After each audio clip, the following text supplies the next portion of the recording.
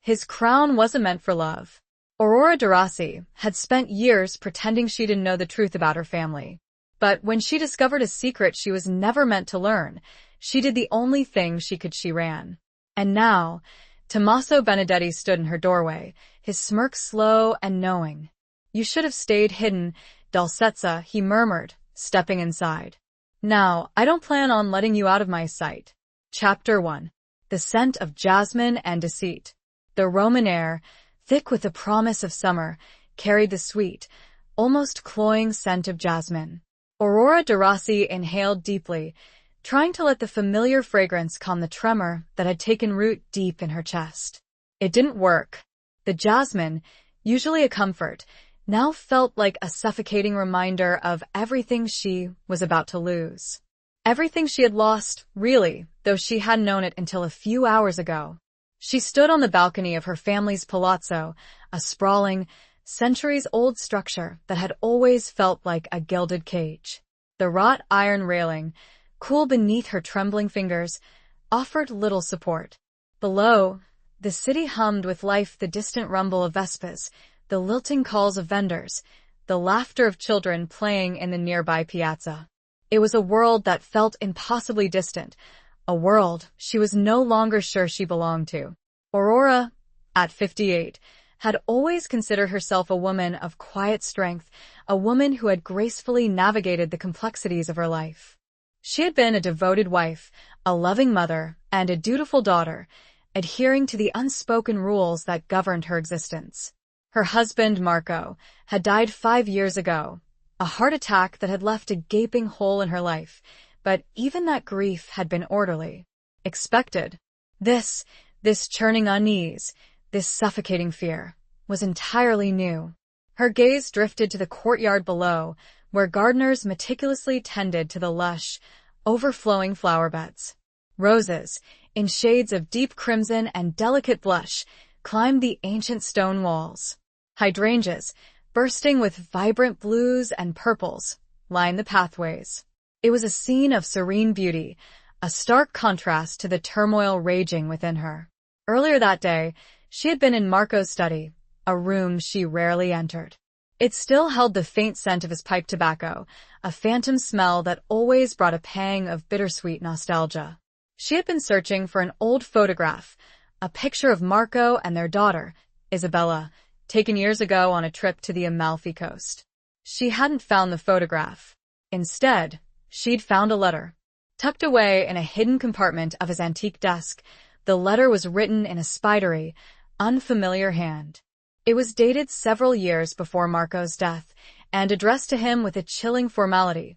Don Marco, as per our agreement. Aurora's hands had started to shake as she read further, the words blurring through a sudden film of tears. The letter detailed a transaction, a payment made in exchange for silence. Protection. It spoke of things Aurora had always suspected, things she had diligently pushed to the darkest corners of her mind. The whispered conversations that stopped abruptly when she entered a room. The late-night meetings, shrouded in secrecy. The men who visited their home, men with hard eyes and a dangerous aura, men who treated Marco with a deference bordering on fear. Marco, her beloved Marco, had been deeply involved with the Famiglia, with the very fabric of the Roman underworld. The letter didn't explicitly state what Marco had been protecting, what secret he had paid so dearly to keep buried. But Aurora knew. She felt it in the marrow of her bones. It had to do with her own family history, a history she had always been told was unremarkable. Her parents, she had been led to believe, were simple shopkeepers who had died in a tragic accident when she was a child. She had been raised by her Aunt Amelia, Marco's sister, a woman of steel and unwavering loyalty. Now, looking back, she saw the cracks in the facade, the inconsistencies, the carefully constructed narrative that had shielded her from the truth. The accident, the shop, it was all a lie. A sudden noise from inside the palazzo startled her. The clatter of a dropped dish, followed by muffled voices. Amelia, and others. Aurora's heart hammered against her ribs. She recognized the deep, resonant voice of Alessandro, one of Marco's closest associates. A man who had always made her skin crawl. She had to leave. Now. Before they found her, before they realized what she knew. With a newfound urgency, she turned from the balcony, her movements swift and decisive. She grabbed a small, worn leather bag from her bedroom closet, a bag she had kept packed for years, a silent acknowledgement of the precariousness of her life. Inside were a few essential items, a change of clothes, a small amount of cash, a faded photograph of her daughter, and a passport with a different name and name she hadn't used in decades. She moved through the palazzo with a practiced grace, her footsteps silent on the polished marble floors. The air was heavy with the scent of old wood and beeswax, a scent that had always felt like home. Now it felt like a tomb. As she reached the back entrance, a small, unassuming door that led to a narrow, winding alleyway, she paused. She looked back at the palazzo, at the life she was leaving behind. A single tear traced a path down her cheek, a tear not of sadness, but of a strange, unsettling mixture of fear and liberation. She slipped out into the alleyway, the door closing behind her with a soft click. The scent of jasmine was fainter here, replaced by the sharper, more pungent smell of the city. The sun was beginning to set, casting long shadows that danced on the cobblestone streets. Aurora didn't look back. She walked, quickly at first, then breaking into a run, her heart pounding in time with her footsteps. She didn't know where she was going, only that she had to get away. Far away. She didn't know if she would ever see Isabella again or explain. The thought ripped a sob from her chest, but she kept going. She knew that even though she didn't know precisely what the letter had meant, the men who were now likely looking through Marco's papers would soon figure it out. And they would come for her. It was the way of the Famiglia. Loose ends were never left untied. She just had to hope that the head start she got was enough. That being the widow of a made man wouldn't be a death sentence. The fear was a living thing now, coiling in her stomach. But beneath the fear, a flicker of something else had ignited. A spark of defiance. A refusal to be a victim. She had been lied to, manipulated, her entire life. It was time to find the truth, no matter the cost. Chapter 2. Whispers in the Palazzo Shadows. The silence in the study was thick, heavy with unspoken accusations and barely suppressed rage. Alessandro, a man built like a bull, with a face etched with the harsh realities of his life, paced the length of the room. His movements were agitated, his dark eyes scanning every corner, as if expecting Aurora to materialize from the shadows. She was here, he growled, his voice a low rumble that vibrated through the room. I felt it. She knows something. Emilia, Marco's sister, sat rigidly in a high-backed chair, her hands clasped tightly in her lap. Her face, usually a mask of composure, was pale, her eyes filled with a mixture of fear and was it guilt? Alessandro couldn't be sure. Emilia was a master of deception, a woman who had survived in this world by keeping her secrets close. She wouldn't have gone far, Emilia said, her voice surprisingly steady. She's not equipped for life outside these walls. She's a Derossi, Alessandro. She knows the rules. The rules have changed, Emilia, Alessandro snapped, stopping his pacing to glare at her. Marco is gone. And with him, any protection Aurora might have thought she had. He slammed his fist on the antique desk, the force of the blow making the delicate porcelain figurines on its surface rattle. The letter, the one Aurora had found, lay open on the desk, its damning words exposed to the harsh light of the setting sun. This, Alessandro said, gesturing towards the letter with a sneer, changes everything. This proves that Marco was careless. He trusted the wrong people. And now, his widow has stumbled upon his mistakes. The letter had been a shock, even to Alessandro. He had known Marco was involved in delicate matters. He had been his right-hand man for years, privy to many of his secrets. But this level of betrayal, this blatant disregard for the Famiglia's code, it was almost incomprehensible. The letter implicated Marco in a scheme to siphon funds from a joint venture with the Calabrese, a rival family known for their ruthlessness and their long memories. It was a dangerous game, one that Marco had apparently been playing for years. And now, the Calabrese were demanding answers. They wanted their money back. And they wanted blood. Alessandro had been tasked with finding Aurora, with retrieving the letter, and with silencing her. It was a task he relished in a way. He had always resented Aurora, her quiet elegance, her air of untouchability. She had been a constant reminder of his own humble origins, a woman who had been born into a world he could only aspire to. But there was also a practical consideration. Aurora was a loose end, a witness to Marco's treachery. If the Calabrese got to her first, it would be a disaster. Not only for the Famiglia, but for Alessandro personally.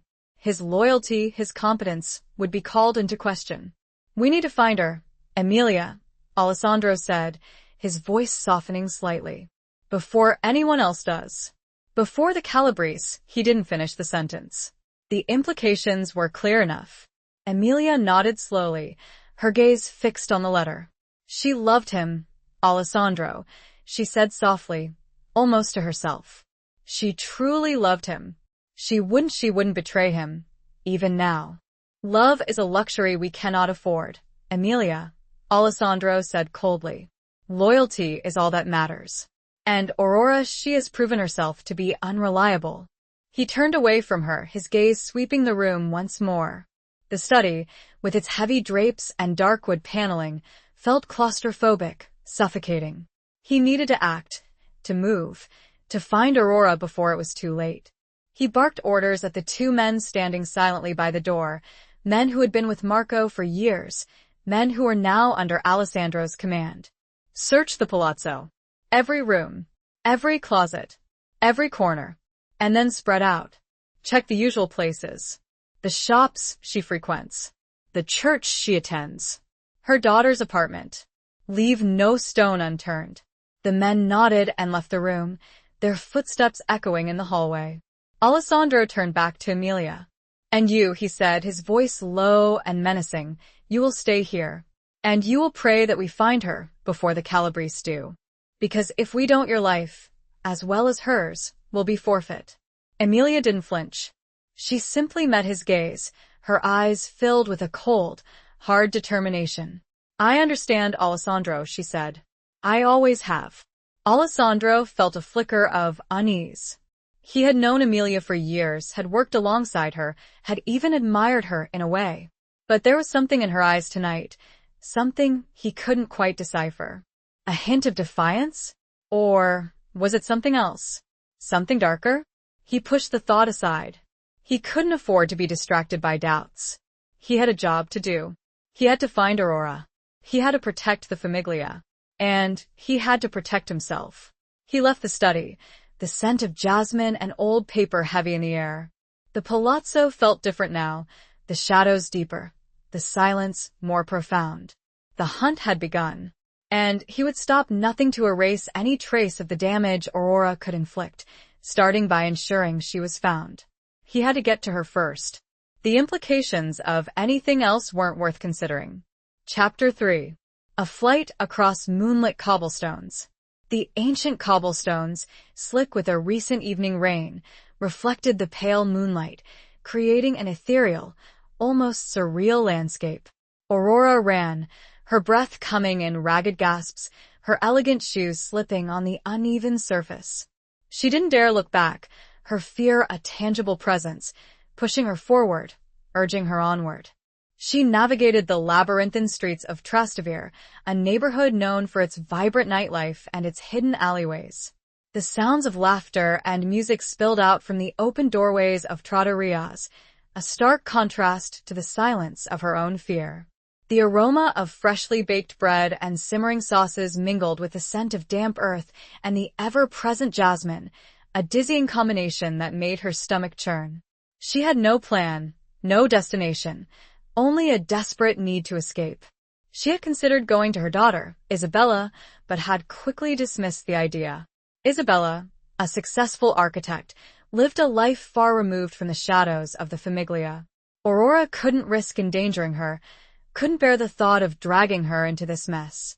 She had a vague memory of a small pensione, a discreet, unassuming place near the Piazza Navona, where she and Marco had sometimes stayed when they wanted to escape the scrutiny of the palazzo. It was a long shot, but it was the only place she could think of. As she ran, she clutched the small leather bag to her chest, its contents a lifeline in this sea of uncertainty. The passport, with its false name Anna Bellini, felt heavy in her hand, a symbol of the life she was leaving behind, the identity she was shedding. She risked a glance over her shoulder, her heart leaping into her throat. She saw no one, but she could feel them, the shadows, the pursuers, the men who would stop at nothing to silence her. She quickened her pace, her legs burning, her lungs aching. She passed a small, candlelit church, the doors slightly ajar, the soft strains of organ music drifting out into the night. She hesitated for a moment, tempted to seek sanctuary within its walls, but the thought of being trapped, cornered, filled her with dread. She had to keep moving. She reached the Piazza Navona, its vast expanse bathed in the soft glow of the streetlights.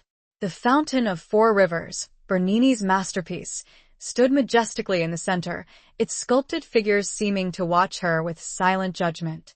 The piazza was relatively empty, a few late-night strollers lingering near the fountain, their voices hushed, their movements slow. Aurora crossed the piazza, her head down, her eyes scanning the surrounding streets. She spotted the small, unassuming sign of the Pensione, tucked away in a narrow side street. It was a beacon of hope in the darkness. She reached the entrance, her hand trembling as she pressed the buzzer. A gruff voice answered, speaking in rapid Italian. Aurora, her voice shaking, replied in the same language, using the false name on her passport. Anna Bellini, she said, her voice barely a whisper. I need a room. For one night. Please. There was a moment of silence, then the buzzer sounded, unlocking the heavy wooden door. Aurora slipped inside, her heart pounding in her chest. The lobby was dimly lit, the air thick with the scent of old books and furniture polish. A sleepy-eyed man, his hair disheveled, his shirt untucked, looked at her with a mixture of suspicion and indifference. Signora Bellini, he said, his voice raspy. We have a room for you. Number 7. On the second floor. He handed her a key, a heavy, old-fashioned key that felt cold in her hand. Aurora took it, her fingers closing around it tightly. She signed the register, her hand shaking so badly that her signature was barely legible. She climbed the narrow, winding staircase, her legs feeling like lead. The Pensione was silent, the only sound the creaking of the wooden stairs beneath her feet. She reached the second floor, her breath catching in her throat. She found room number 7, its door slightly ajar. She pushed the door open, her eyes scanning the room. It was small, sparsely furnished, but clean. A single bed, a small table, a chair, a wardrobe, a window, overlooking a quiet courtyard. It was sanctuary. For now. She closed the door behind her, locking it with a click that echoed in the silence. She leaned against the door, her body trembling, her mind racing. She was safe for the moment, but she knew it wouldn't last. She walked to the window, her gaze drawn to the courtyard below. It was dark, the only light coming from a single, flickering lamp. She could see the outline of trees, their branches swaying gently in the breeze. The air was cooler here, the scent of jasmine fainter. She sat on the edge of the bed, her hands clasped tightly in her lap. She closed her eyes, trying to calm the racing of her heart, trying to make sense of the events of the day. The letter. Marco. The famiglia. Her own past. It was all a tangled web, a web she was determined to unravel. She opened her eyes, her gaze fixed on the darkness outside. She was no longer Aurora Derossi, the sheltered wife of a powerful man. She was Anna Bellini, a woman on the run, a woman with a secret to uncover, a woman with nothing to lose. A wave of exhaustion washed over her, a bone-deep weariness that threatened to overwhelm her. But she couldn't afford to sleep, not yet. She had to think, to plan, to figure out her next move. The image of Tommaso, the adopted son of a rival family, known for being dangerously intelligent, flitted across her mind. She shuddered at the thought. She stood up, her movements slow and deliberate. She walked to the small table, where a chipped ceramic jug and a glass sat on a worn wooden tray. She poured herself a glass of water, her hand still trembling. She drank it slowly, the cool liquid soothing her parched throat. She had to find a way to contact someone she could trust. Someone who could help her. But who? Who could she trust in this world of shadows and deceit? She had to keep going. For herself, and even for Marco in a way. He might have been a criminal, but she still believed that he had been protecting her. She just had to figure out from whom. And why. Chapter 4. Sanctuary in the Tuscan Hills. The battered Fiat, a relic from a bygone era, coughed and sputtered as it climbed the winding road, leaving the chaos of Rome far behind. Aurora, her eyes fixed on the rearview mirror, watched the city lights recede, replaced by the rolling hills of the Tuscan countryside. The air, still carrying the faint scent of the city, gradually gave way to the earthy fragrance of pine and cypress, a scent that stirred a long-forgotten memory. She had managed to slip out of the pensione before dawn, unnoticed, blending into the early morning crowds of delivery trucks and market vendors. She had retrieved the Fiat from a long-term parking garage near the Termini station, a car she had kept hidden for years, a precaution she had never thought she would need. Her destination was a small, isolated farmhouse, nestled in the hills overlooking the ancient town of San Gimignano. It was a property she had inherited from her maternal grandmother, a woman she had never met, a woman whose existence had been another carefully guarded secret. She had discovered the farmhouse by chance, years ago, while sorting through some old legal documents.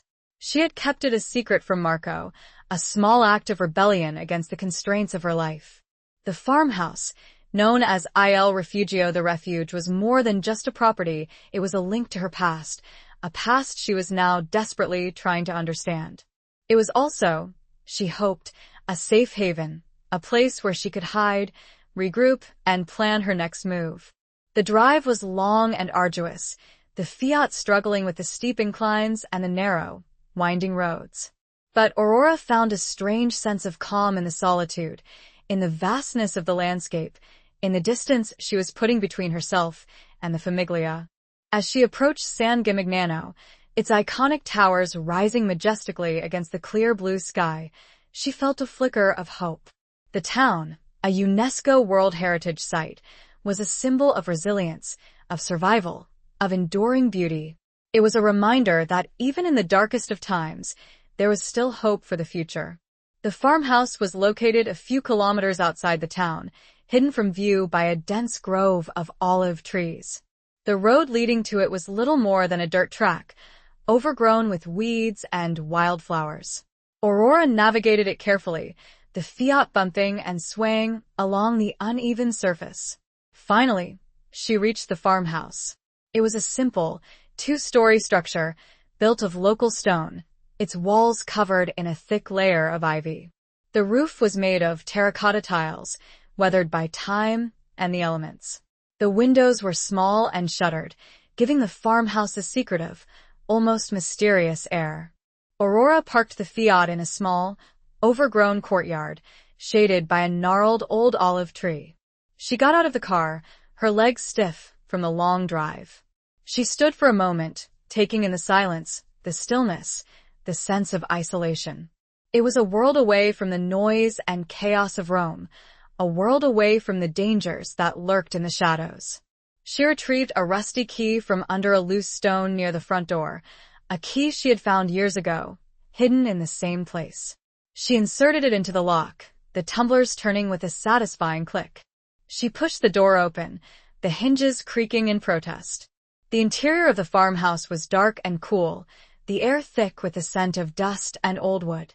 The furniture was sparse and rustic, covered in a layer of dust sheets.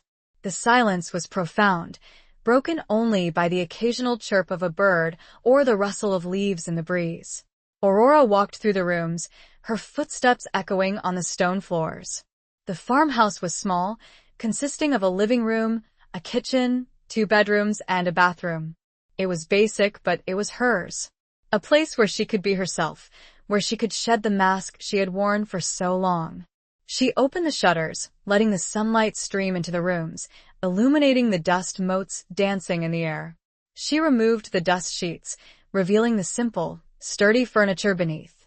She found some cleaning supplies in a cupboard under the kitchen sink and began to clean, her movements slow and methodical.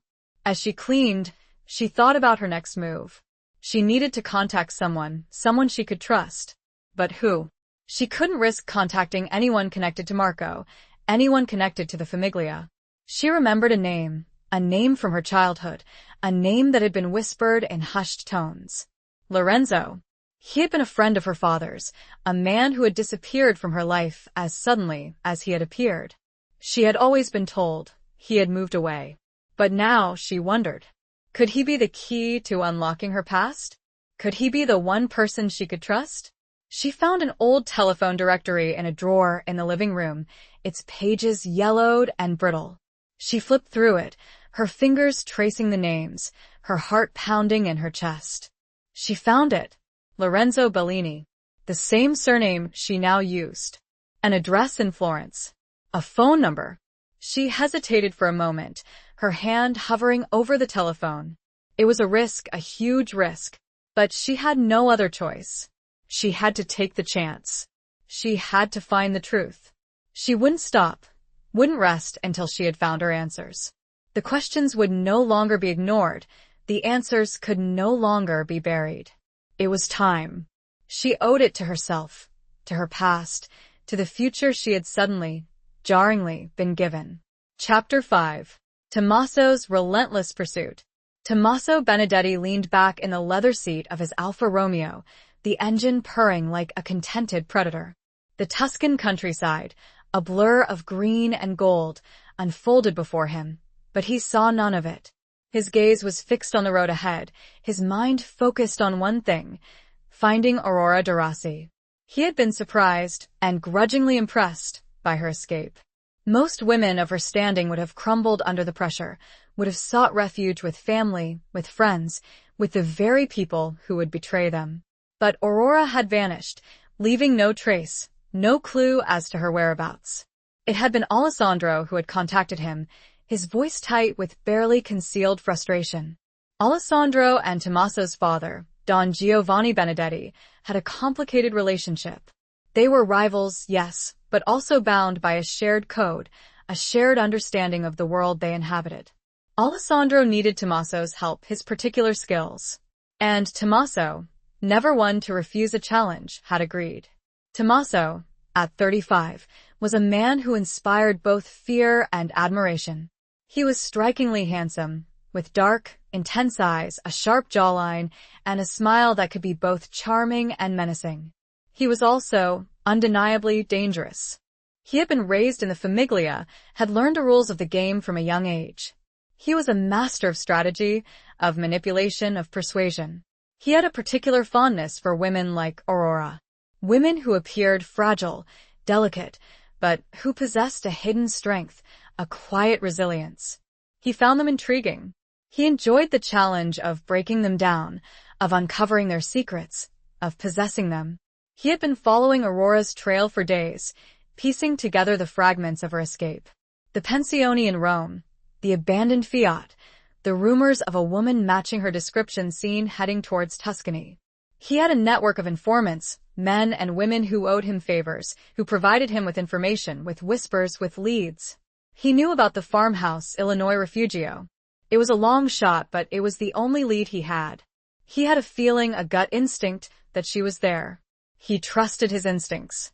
They had never failed him. He reached the turnoff for the dirt road, the Alfa Romeo handling the rough terrain with ease. He drove slowly, his eyes scanning the landscape, his senses alert. He could smell the pine and the cypress, the scent of damp earth and something else. Jasmine. A faint, almost imperceptible trace. But it was there. He saw the farmhouse, nestled in the grove of olive trees, its stone walls blending seamlessly into the landscape.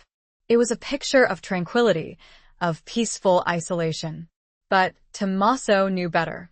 He knew that beneath the surface, secrets lurked, dangers waited.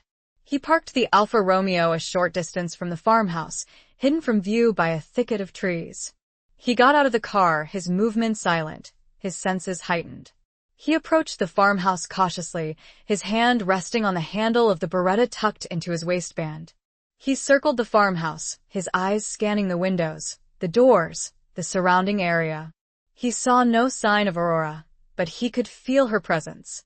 He could almost hear her breathing, her heartbeat. He reached the front door, his hand reaching for the handle. He paused, listening. He heard nothing. He pushed the door open, slowly, silently. The interior of the farmhouse was dark and cool, the air still. He stepped inside, his eyes adjusting to the dim light. He saw the signs of recent habitation. The dust sheets removed, the furniture rearranged, the faint scent of cleaning products. She was here. Or she had been. He moved through the rooms, his senses on high alert. He saw the telephone, the directory lying open on the table, the page marked with a name. Lorenzo Bellini. Florence. A smile played on his lips. He had found her. Or at least, he had found her next move. He left the farmhouse, his footsteps silent on the stone floors. He returned to his car, his mind already racing, planning his next step. He would go to Florence. He would find Lorenzo Bellini. And he would find Aurora de Rossi. He started the engine, the Alfa Romeo roaring to life. He reversed out of the driveway, the tires spitting gravel. He drove away, leaving the farmhouse silent once more, its secrets still hidden, its refuge compromised. The chase was far from over. It was just entering a new, more interesting and dangerous phase. He knew it would all come down to him and Aurora and who outsmarted whom. That anticipation was the best part. He wouldn't have it any other way. Chapter 6. Echoes of a Life Left Behind. Florence, a city of art and intrigue, of Renaissance splendor and hidden shadows, felt both familiar and foreign to Aurora. She had visited it many times with Marco, strolling along the Ponte Vecchio, admiring Michelangelo's David, losing themselves in the Uffizi Gallery. But those visits had been carefully orchestrated, their movements monitored, their conversations guarded. Now, she was alone, an anonymous figure in a sea of tourists, her heart pounding with a mixture of fear and anticipation. She had taken a bus from San Gimignano, a crowded, noisy affair that had left her feeling drained and disoriented. She had found a small, inexpensive hotel near the train station, a place where she could blend in, disappear. Lorenzo Bellini's address was in the Oltrarno district, a neighborhood known for its artisan workshops and its bohemian atmosphere. It was a world away from the opulent palazzos of Rome, a world where she hoped she could find some answers, some solace. She walked, her steps hesitant, her eyes scanning the streets, the faces, the buildings. She passed leather shops, their windows displaying handcrafted bags and shoes, their scents mingling with the aroma of freshly brewed coffee from nearby cafes. She passed art galleries, their walls adorned with paintings and sculptures, their silent beauty a stark contrast to the turmoil within her. She reached the address, a narrow, four-story building, its facade covered in a layer of faded ochre paint. A small, brass plaque next to the door read, Lorenzo Bellini Restauro di Mobili Antichi Lorenzo Bellini Antique Furniture Restoration. She hesitated for a moment, her hand hovering over the doorbell. She took a deep breath, steeling herself. She pressed the button, the sound echoing in the silence. A moment later, the door opened, revealing a man in his late 60s, his face weathered and lined, his eyes a startling shade of blue. He was wearing a worn leather apron, his hands stained with wood stain and varnish. "Signora?" he said, his voice questioning, his gaze appraising. "Lorenzo Bellini?"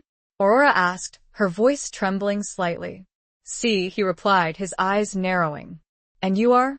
"My name is Anna," Aurora said, using her alias. "Anna Bellini. I need your help." Lorenzo studied her for a moment, his gaze intense, searching. He seemed to recognize something in her face, in her eyes, a flicker of familiarity. "Come in, Anna," he said, stepping aside to allow her to enter. "We can talk inside." Aurora stepped into the workshop, her senses immediately assailed by the scent of wood, of varnish, of beeswax. The room was cluttered, filled with antique furniture in various stages of repair. Tables, chairs, cabinets, chests, all waiting to be restored to their former glory. Lorenzo closed the door behind her, the sound echoing in the workshop. He gestured towards a small, worn armchair, its fabric faded and threadbare. "Sit," he said, his voice gentle. "Tell me why you have come." Aurora sat down, her hands clasped tightly in her lap. She looked at Lorenzo, at his kind, weathered face, at his knowing eyes. She felt a surge of emotion, a mixture of hope and fear, of relief and apprehension. "I need to know about my father," she said, her voice barely a whisper. "I need to know the truth." Lorenzo nodded slowly, his gaze never leaving hers. "Your father," he said, his voice soft. "His name was Antonio. Antonio Moretti." Aurora felt a jolt, a shockwave that ran through her entire body. Moretti. Not a shopkeeper. A name that had been erased from her life, a name that held the key to her past.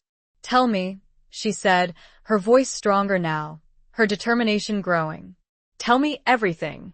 Lorenzo leaned back against a workbench, his arms crossed over his chest. He began to speak, his voice low and measured, his words painting a picture of a life she had never known, a life that had been stolen from her. He spoke of Antonio Moretti, a man of courage and conviction, a man who had fought against the corruption and injustice of the Famiglia. He spoke of Aurora's mother, Isabella, a woman of beauty and grace, a woman who had loved Antonio with all her heart. He spoke of their tragic deaths, not in an accident, but in a deliberate act of violence, orchestrated by the very people Marco had been protecting. As Lorenzo spoke, Aurora listened, her heart breaking, her tears flowing freely. The pieces of the puzzle began to fall into place, the lies unraveling, the truth emerging from the shadows. She had been lied to her whole life. They had used her and hidden her away.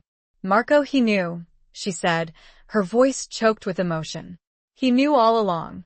Lorenzo was silent for a few long moments. "He was protecting you, Aurora, from the people who killed your parents, from the life that he stopped for a moment and looked away. He was a complicated man, Marco. He loved you in his own way." Aurora didn't know what to believe anymore. The truth was a twisting and winding thing, but she was determined to get all of it. She had to, for her parents, for herself. And now, maybe for Marco as well. She had to understand. She couldn't hide any longer. Chapter 7. The Unveiling of Family Secrets. The afternoon light, filtered through the dusty windows of Lorenzo's workshop, cast long shadows across the room, illuminating the intricate details of the antique furniture, the silent witnesses to a bygone era. Aurora sat, mesmerized, as Lorenzo continued his story, his words weaving a tapestry of love, loss, and betrayal.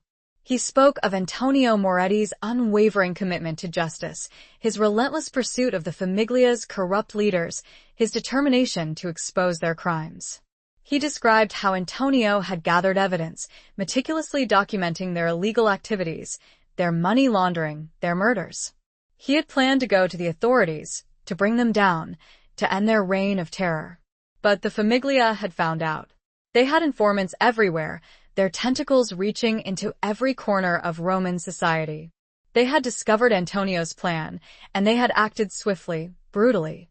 "They killed him," Aurora whispered, her voice raw with emotion. "They killed them both." Lorenzo nodded, his eyes filled with a sadness that seemed to reach back through the decades. "They made it look like an accident," he said. "A fire in their shop. Un tragique accident." But it was no accident, Anna. It was murder. He explained how Marco, then a young, ambitious member of the Famiglia, had been tasked with carrying out the order. But Marco had hesitated. He had known Antonio, had respected him, had even admired him in a way. He had also fallen in love with Aurora, with the innocent child who was the product of Antonio and Isabella's love. "He couldn't do it," Lorenzo said. "He couldn't kill you." So he made a deal. He agreed to silence the matter, to bury the evidence, to protect the Famiglia's secrets. In exchange, they would spare your life. He would raise you as his own, keep you safe, keep you ignorant. Aurora felt a wave of conflicting emotions: grief, anger, confusion, and a strange, unsettling sense of gratitude. Marco, the man she had loved, the man she had mourned, had been a part of the conspiracy that had killed her parents. But he had also saved her life. He had protected her, in his own twisted way. He lied to me, she said, her voice shaking. He lied to me my entire life. He did what he thought was best, Lorenzo said gently. He was trapped, Anna. Trapped by his loyalty to the Famiglia, trapped by his love for you. He explained how Marco had risen through the ranks of the Famiglia, becoming a powerful, respected figure. He had used his influence to shield Aurora, to keep her away from the darkness, to give her a normal life. He had succeeded, for a time. But the past, like a persistent shadow, had finally caught up with him. The letter, Aurora said, remembering the damning document that had started her on this journey. The letter you found. It was a warning. A threat. The Calabrese, a rival family, had discovered Marco's secret. They were blackmailing him, demanding money, demanding silence. Lorenzo nodded. Marco was paying them to keep quiet, he said. He was desperate to protect you, to keep the past buried. But he couldn't keep up with their demands. He was running out of money, running out of time. Aurora understood now. The late-night meetings, the whispered conversations, the men with hard eyes. It all made sense. Marco had been living a double life, a life of lies and deceit, a life of constant fear. And he had died, still trying to protect her. I need to see the evidence, Aurora said, her voice firm, her resolve hardening. The evidence my father gathered. I need to finish what he started. Lorenzo hesitated, his eyes filled with concern. It's dangerous, Anna, he said. The Famiglia, they will not hesitate to silence you, just as they silenced your parents. I'm not afraid, Aurora said, her voice unwavering. I've been afraid my entire life. I'm done being afraid. I need to do this. For my parents. For myself. For justice. Lorenzo studied her for a moment, his gaze searching, assessing.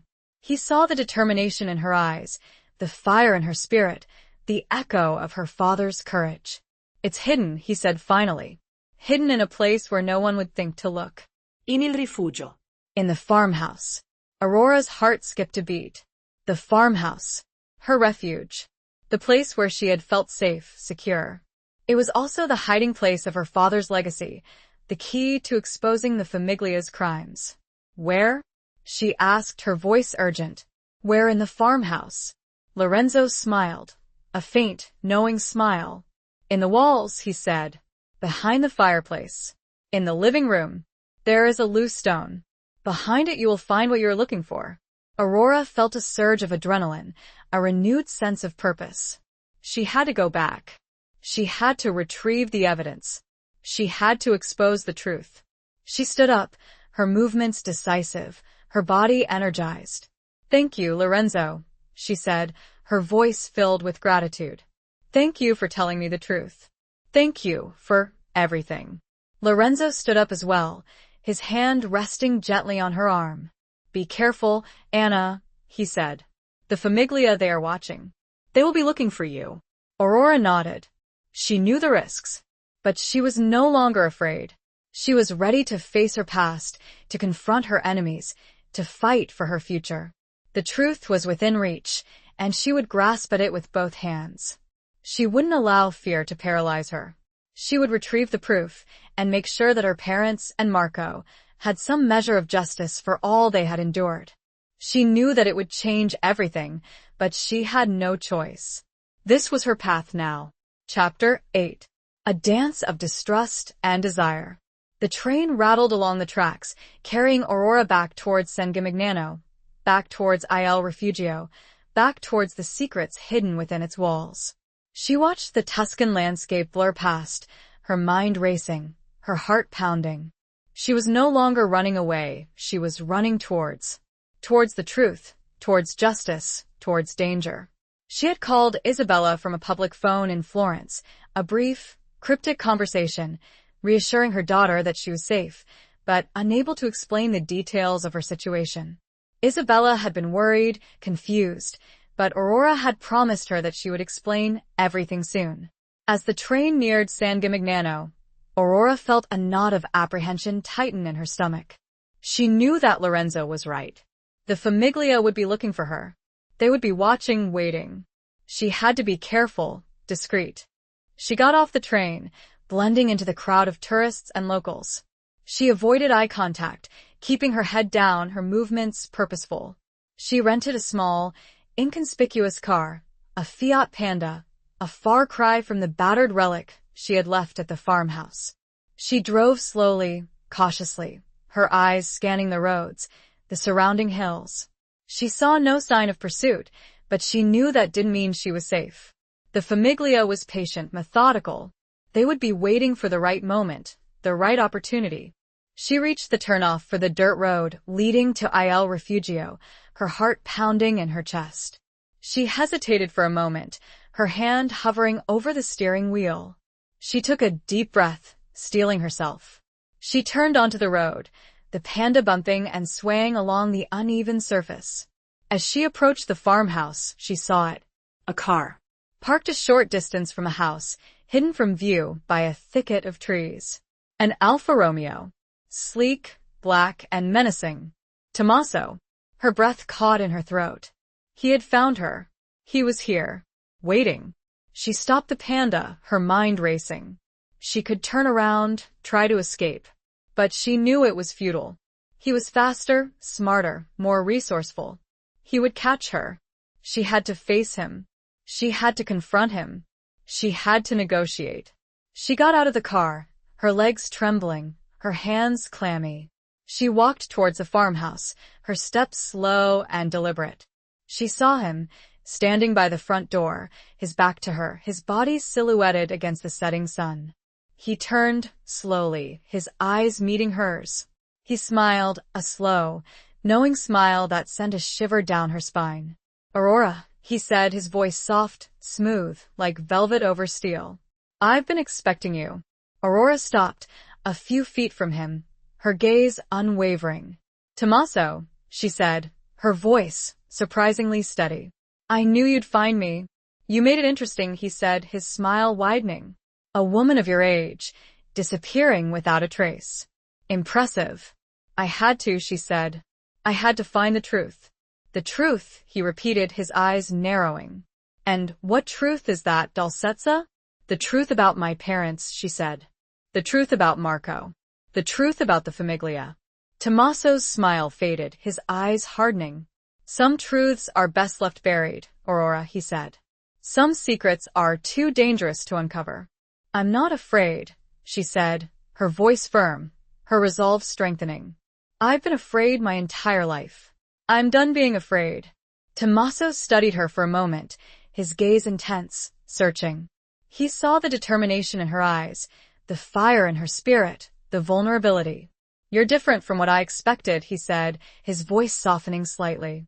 "Stronger. More intriguing." "And you," Aurora said, her gaze unwavering. "You're exactly what I expected. Dangerous, ruthless, and irresistible." A spark ignited between them, a flicker of something unexpected. A tension, a pull, a mixture of fear and desire. "I'm here to help you, Aurora," Tommaso said, his voice low, his gaze lingering on her lips. "To protect you." "Protect me?" Aurora said, a hint of sarcasm in her voice. "From whom? From your Famiglia? From yourself?" "From everyone," he said. "From the people who want to silence you. From the people who want to use you." "And what do you want, Tommaso?" Aurora asked, her voice barely a whisper. "What's your price?"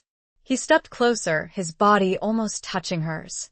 She could smell his cologne, a subtle, musky scent that mingled with the fragrance of the surrounding olive trees. She could feel his breath on her face, his warmth radiating towards her. "I want," he said, his voice a husky whisper, his eyes locked on hers. "You."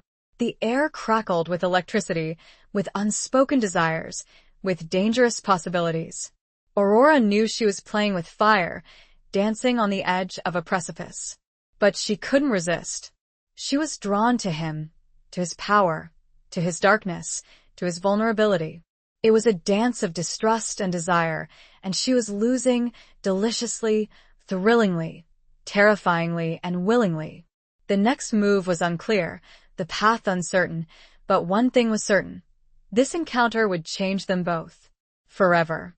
Chapter 9. Scars Beneath the Surface.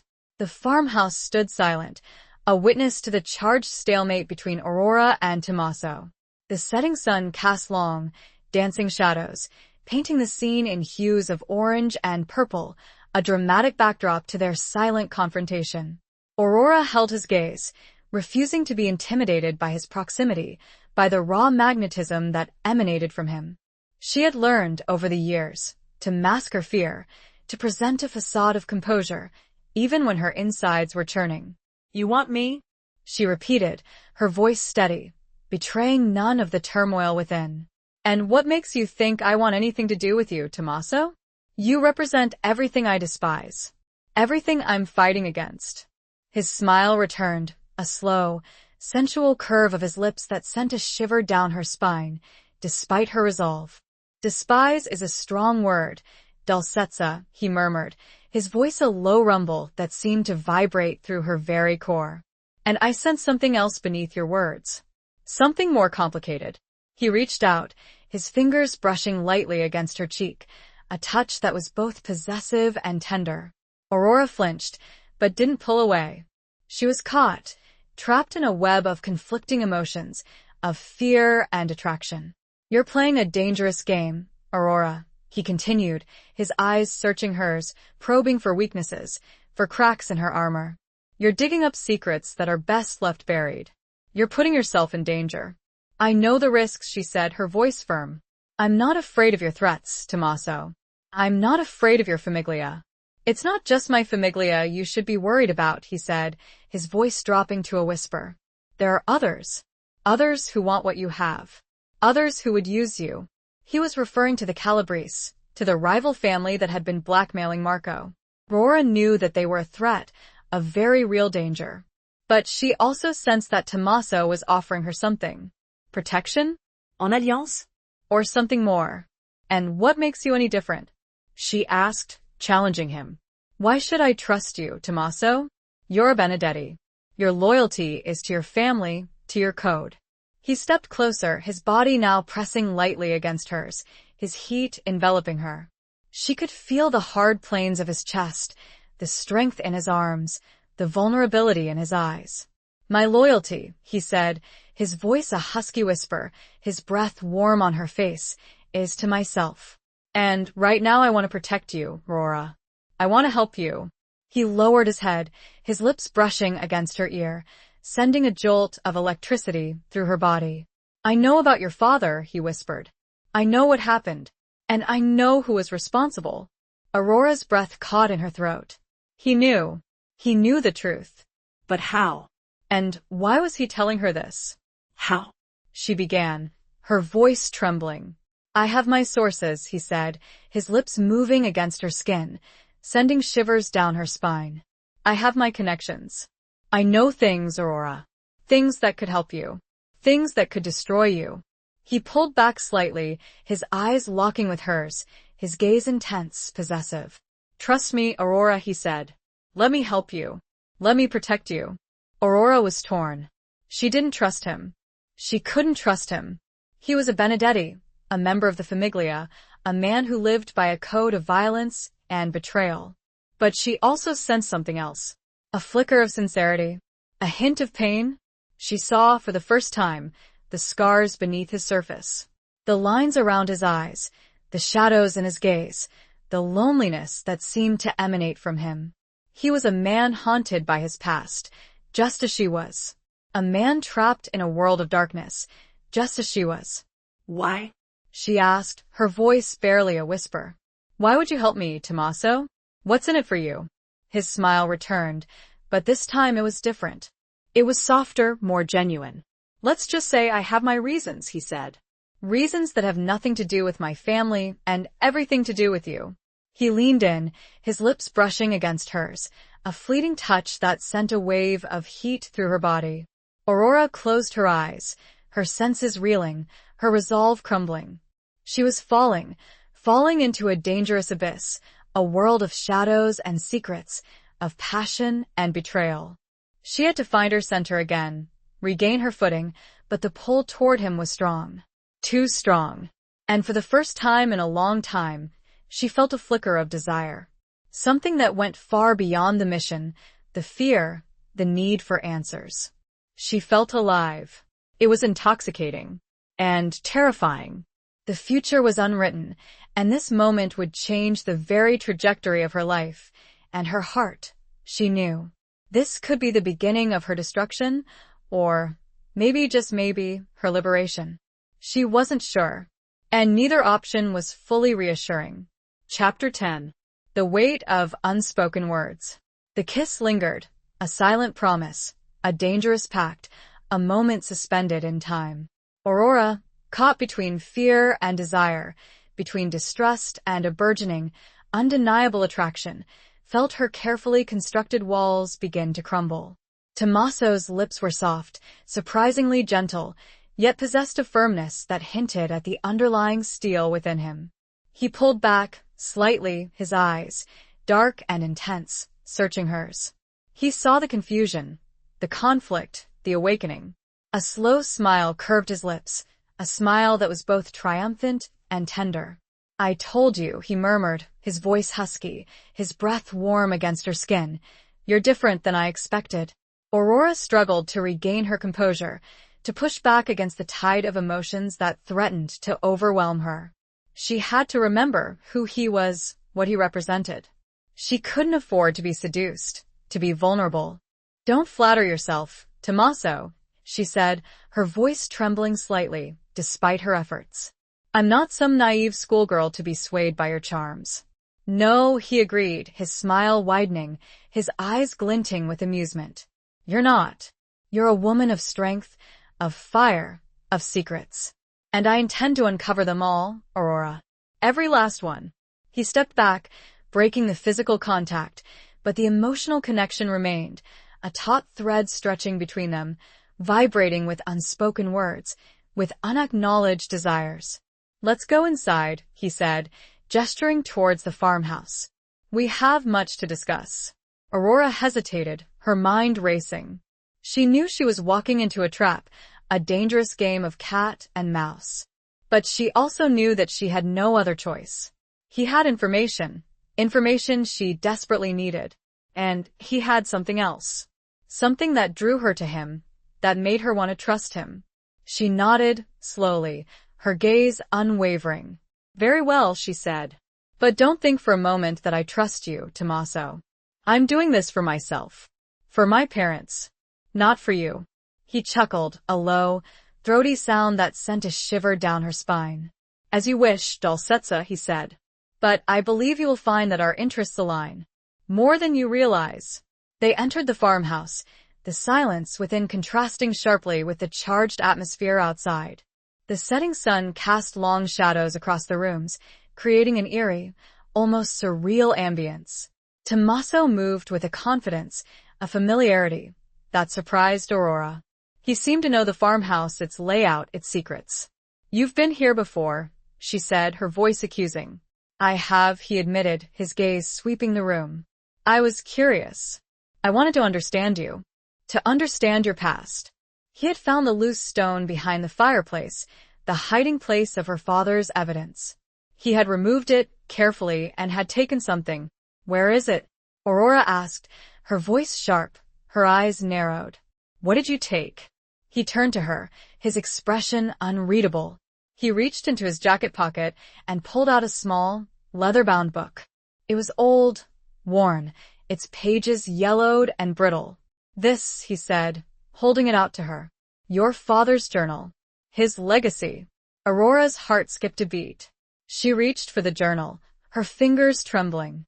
She opened it, carefully, her eyes scanning the pages, the spidery handwriting, the faded ink. It was all there. Her father's notes, his observations, his evidence.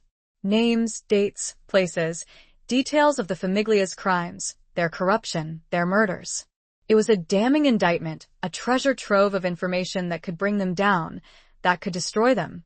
But there was something else. Something that made Aurora's breath catch in her throat. A photograph, tucked between the pages. A photograph of her father, Antonio, and Tommaso's father, Giovanni. They were young, smiling, their arms around each other's shoulders. They looked like friends. Brothers. What?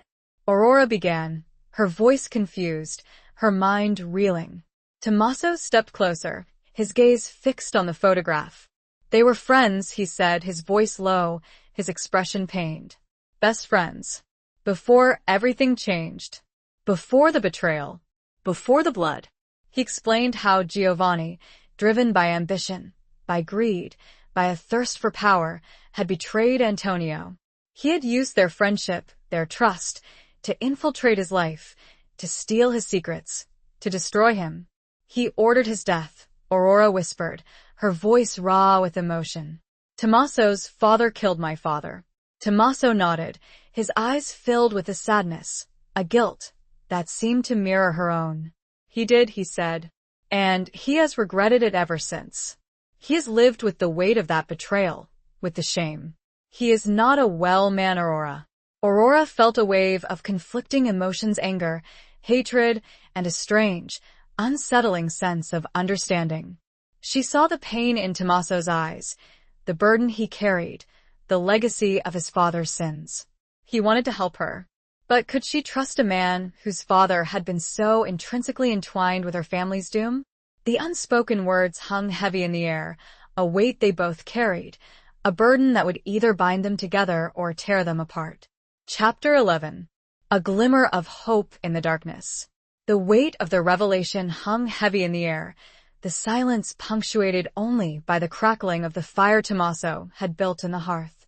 Aurora sat, huddled in an armchair, the leather-bound journal clutched in her hands, her mind reeling from the tangled web of betrayal and deceit that had shaped her life, and now, seemingly, Tommaso's. She looked at him, really looked at him, for the first time. She saw past the dangerous facade, the carefully constructed mask of the mafioso. She saw the pain in his eyes, the lines of regret etched around his mouth, the vulnerability that he tried so hard to conceal. "Why are you telling me this, Tommaso?" she asked, her voice soft, her gaze searching. "Why are you helping me? You could have destroyed the journal. You could have silenced me." He met her gaze, his expression unreadable. He walked to the window, his back to her, his silhouette framed against the darkening sky. He stood there for a moment, silent, his shoulders tense, his hands clenched. "Because it's the right thing to do," he said finally, his voice low, his words seemingly forced. "Because I'm tired. Tired of the lies, tired of the violence, tired of the darkness." He turned, slowly, his eyes meeting hers. He saw the doubt, the suspicion, the hope that flickered in their depths. "I know I have no right to ask for your trust, Aurora," he said. "Given everything, given who I am, who my father is.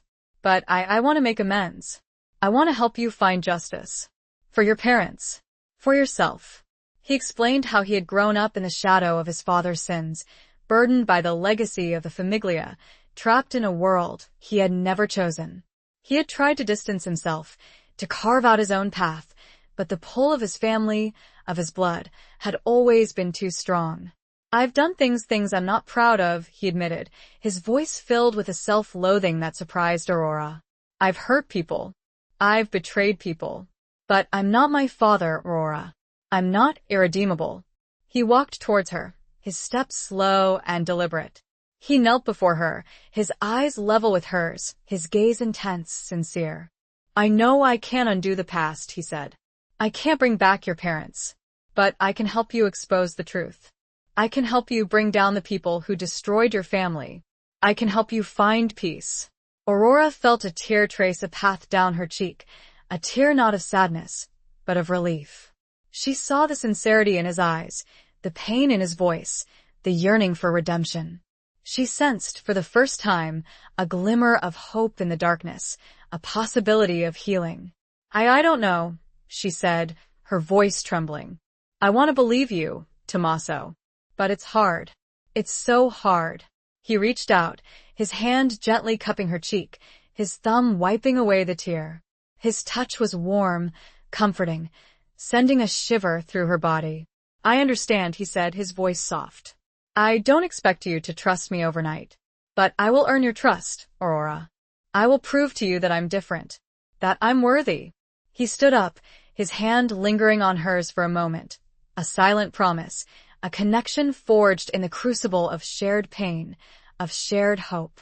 We need to be careful, he said, his voice turning serious, his mind shifting to the practicalities of their situation. The Calabrese, they're still out there. They're still looking for you. And they're not the only ones. He explained how the Famiglia was fracturing, splintering into warring factions, each vying for power, for control. Alessandro, Marco's former right-hand man, was consolidating his power, eliminating his rivals, silencing anyone who stood in his way. He was a dangerous man, ruthless, ambitious, and unpredictable. He knows about the journal, Tommaso said. He knows you have it, and he will stop at nothing to get it back. Aurora felt a chill run down her spine. She knew that Alessandro was a threat, a very real danger. But she also knew that she couldn't face him alone. She needed Tommaso. She needed his help, his strength, his knowledge. What do we do? She asked, her voice barely a whisper. He smiled, a faint, reassuring smile. We fight, he said. We fight back.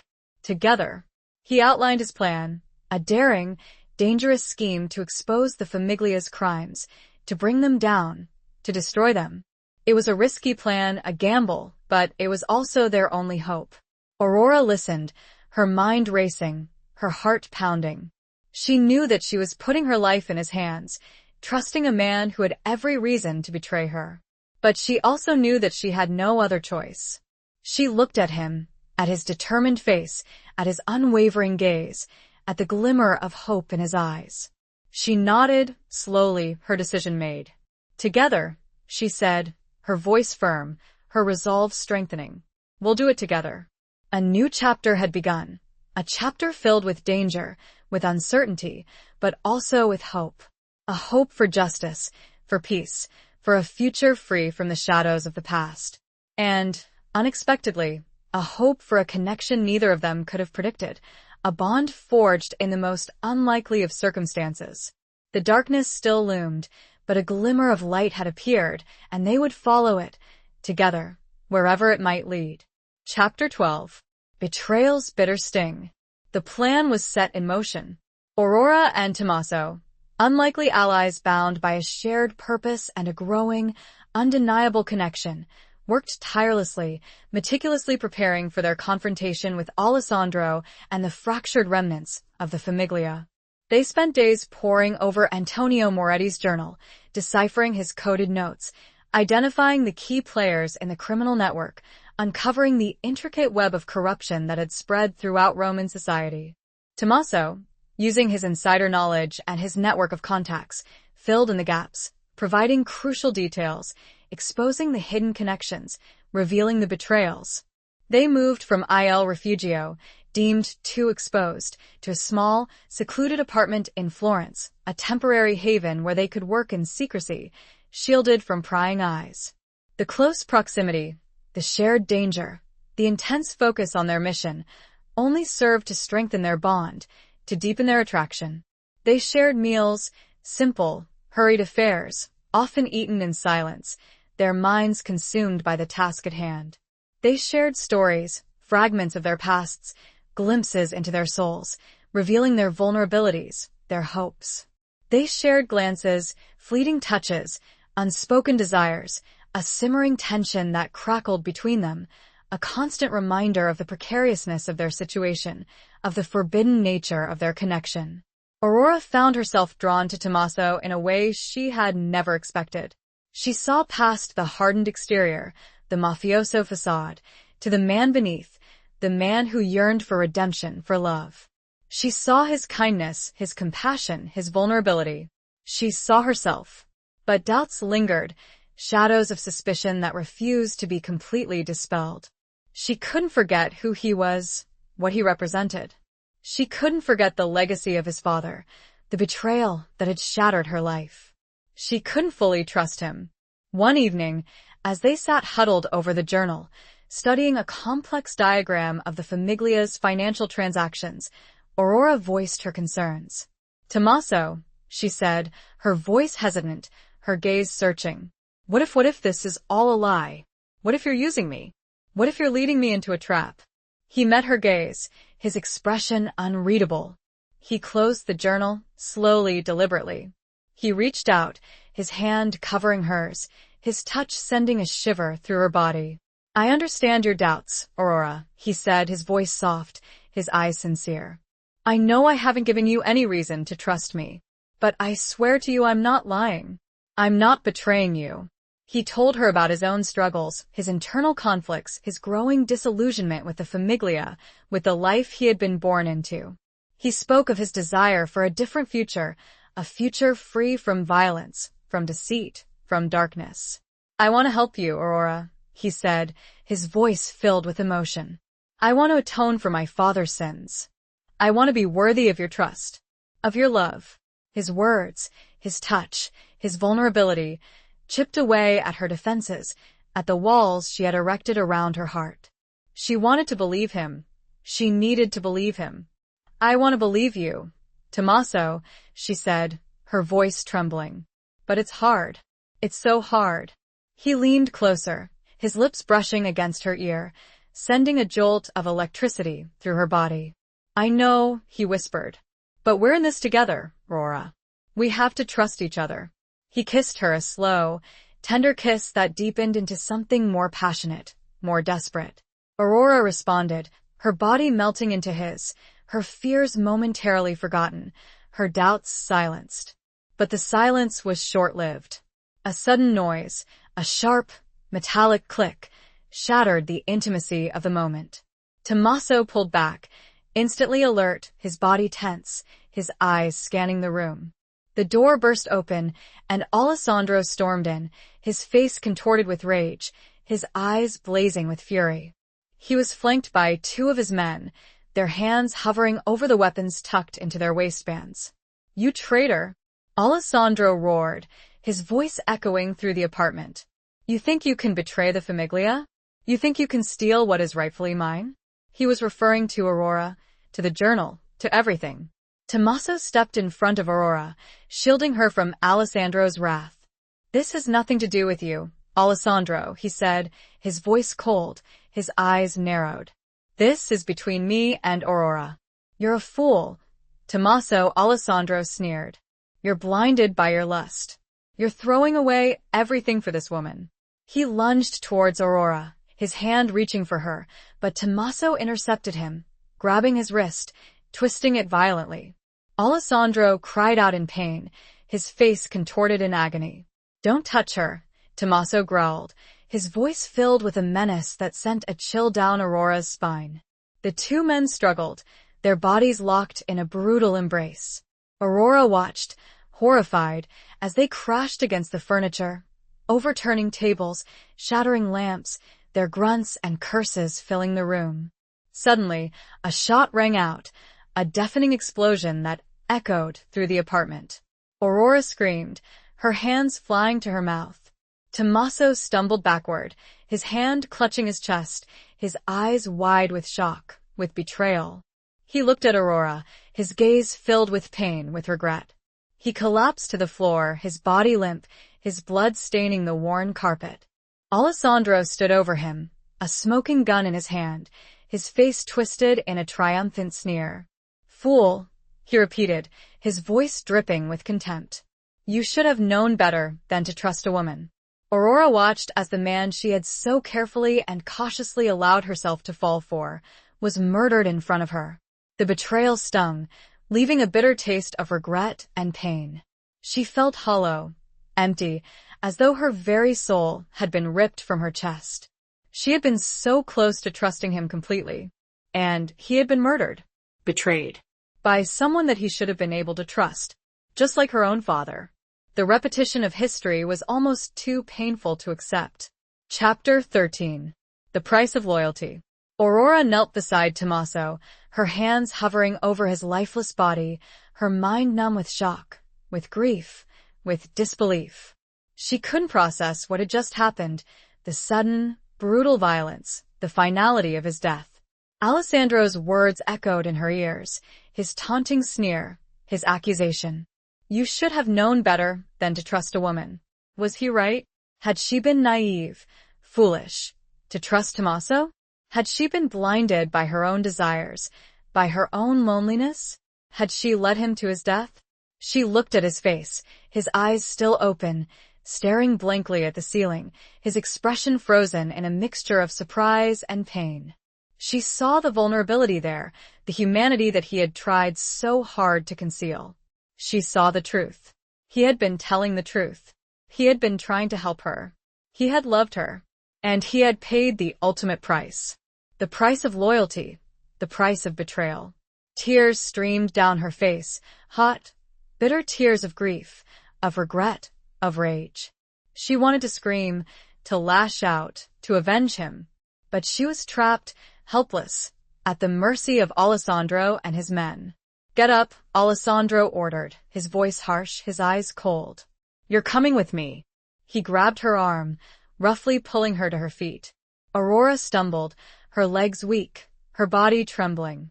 She looked at Tommaso one last time, her heart breaking, her soul aching.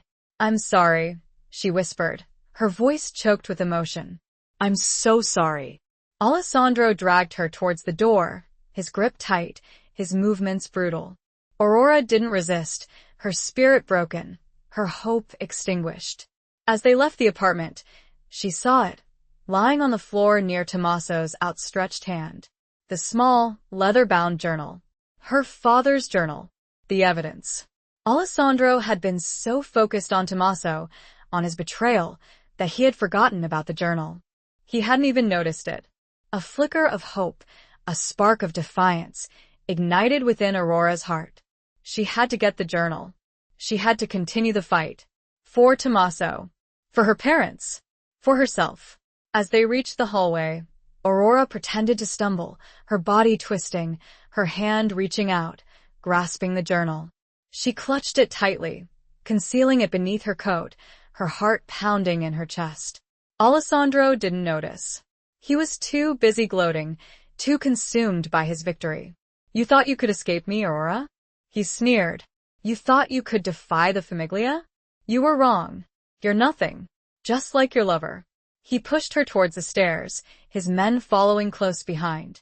Aurora descended, her legs heavy, her mind racing. She had the journal.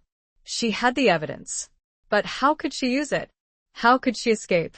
How could she survive? She reached the street, the cool night air hitting her face, a stark contrast to the stifling atmosphere of the apartment. Alessandro shoved her towards a waiting car, a black sedan, its windows tinted, its engine idling. As she was being forced into the car, she saw him, a figure standing across the street, hidden in the shadows, watching her. Lorenzo. He had followed her. He had been watching over her. Their eyes met, a fleeting moment of connection, a silent message passing between them. Hope. Help. Resistance. Aurora knew what she had to do. She had to trust him. She had to fight. She was shoved into the car, the door slamming shut behind her, the engine roaring to life. The car sped away, leaving Lorenzo standing alone in the shadows, his face etched with concern, with determination. Aurora clutched the journal to her chest, her heart pounding, her mind racing. She was trapped, surrounded by her enemies, her future uncertain. But she was not defeated. She was not broken. She had the evidence. She had Lorenzo. She had hope. And she would use it all. To avenge Tommaso. To expose the Famiglia. To reclaim her life. The price of loyalty had been high, too high, but she was not done paying. She would see this through, to the bitter, bloody, or triumphant end. She had to. For everyone she had lost, and perhaps, now for the man who had so surprisingly given her the chance to believe in something again. She wouldn't fail. Chapter 14. Shattered Illusions and New Beginnings. The car ride was a blur, a silent, tense journey through the darkened streets of Florence. Aurora sat, huddled in the back seat, the leather-bound journal clutched tightly in her hands, her mind racing, her heart pounding. Alessandro, seated beside the driver, remained silent, his presence a menacing weight, a constant reminder of her captivity, of her peril. She tried to formulate a plan, to find a way out of this seemingly impossible situation. She had the journal, the evidence that could bring down the Famiglia, but she needed a way to use it, to expose their crimes, to avenge Tommaso. She thought of Lorenzo, his presence across the street, his silent promise of help. She had to find a way to contact him, to let him know where she was being taken, to enlist his assistance. As the car sped through the outskirts of Florence, heading towards the countryside, Aurora realized where they were going. Il rifugio. The farmhouse. Her sanctuary. Her prison. Alessandro was taking her back to the place where it had all begun, the place where she had first encountered Tommaso, the place where their ill-fated alliance had been forged. It was a cruel irony, a twisted mockery of her hopes, of her dreams. They reached the farmhouse, the car bumping and swaying along the familiar dirt road, the headlights illuminating the overgrown olive trees, the stone walls, the memories. Aurora felt a wave of despair wash over her, a sense of hopelessness, of finality. Alessandro got out of the car, roughly pulling her out after him. He pushed her towards the front door, his grip tight, his movements brutal. Aurora stumbled, her legs weak, her body aching. They entered the farmhouse, the silence within contrasting sharply with the turmoil in her mind. The air was cold, damp, the scent of dust and old wood mingling with the lingering fragrance of Tommaso. Aurora's heart ached, a fresh wave of grief washing over her. She had to be strong. She had to survive. Alessandro shoved her into the living room, the scene of their previous encounter, the place where Tommaso had revealed his truth. The fireplace stood empty, cold, a stark reminder of his absence, of his sacrifice. "You thought you could outsmart me, Aurora?" Alessandro sneered, his voice echoing through the room. "You thought you could betray me? You were wrong. You're nothing.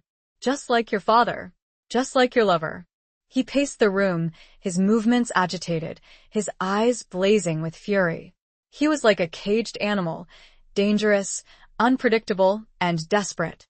"Where is it?" he demanded, his voice sharp, his gaze piercing. "The rest of it. The evidence. Your father's files." Aurora remained silent, her gaze fixed on the floor, her mind racing. She knew that he wouldn't hesitate to kill her, to silence her, once he had what he wanted. She had to stall, to buy time, to find a way out. "I don't know what you're talking about," she lied, her voice trembling slightly, despite her efforts. Alessandro laughed, a harsh, mocking sound that sent a chill down her spine. "Don't play games with me, Aurora," he said. "I know you have it. Tommaso told me everything. Before he died, he was lying. Tommaso wouldn't have betrayed her. He wouldn't have given up. He was weak." Alessandro continued, his voice dripping with contempt. "He was sentimental. He let his feelings cloud his judgment. He paid the price." Aurora felt a surge of anger, a burning rage that threatened to consume her. She clenched her fists, her nails digging into her palms, her body trembling with the effort to control herself. "He was a better man than you'll ever be," she said, her voice low, her eyes blazing. "He had honor. He had courage. He had love." Alessandro stopped pacing, his gaze fixed on her, his expression surprised. He hadn't expected her defiance, her strength. "Love?" he scoffed. "Love is a weakness, Aurora. A liability. It will destroy you." He walked towards her, his steps slow and deliberate. He reached out, his hand roughly grabbing her chin, forcing her to look at him. "You're going to tell me where it is, Aurora," he said, his voice a menacing whisper. "Or you're going to suffer. Just like your lover."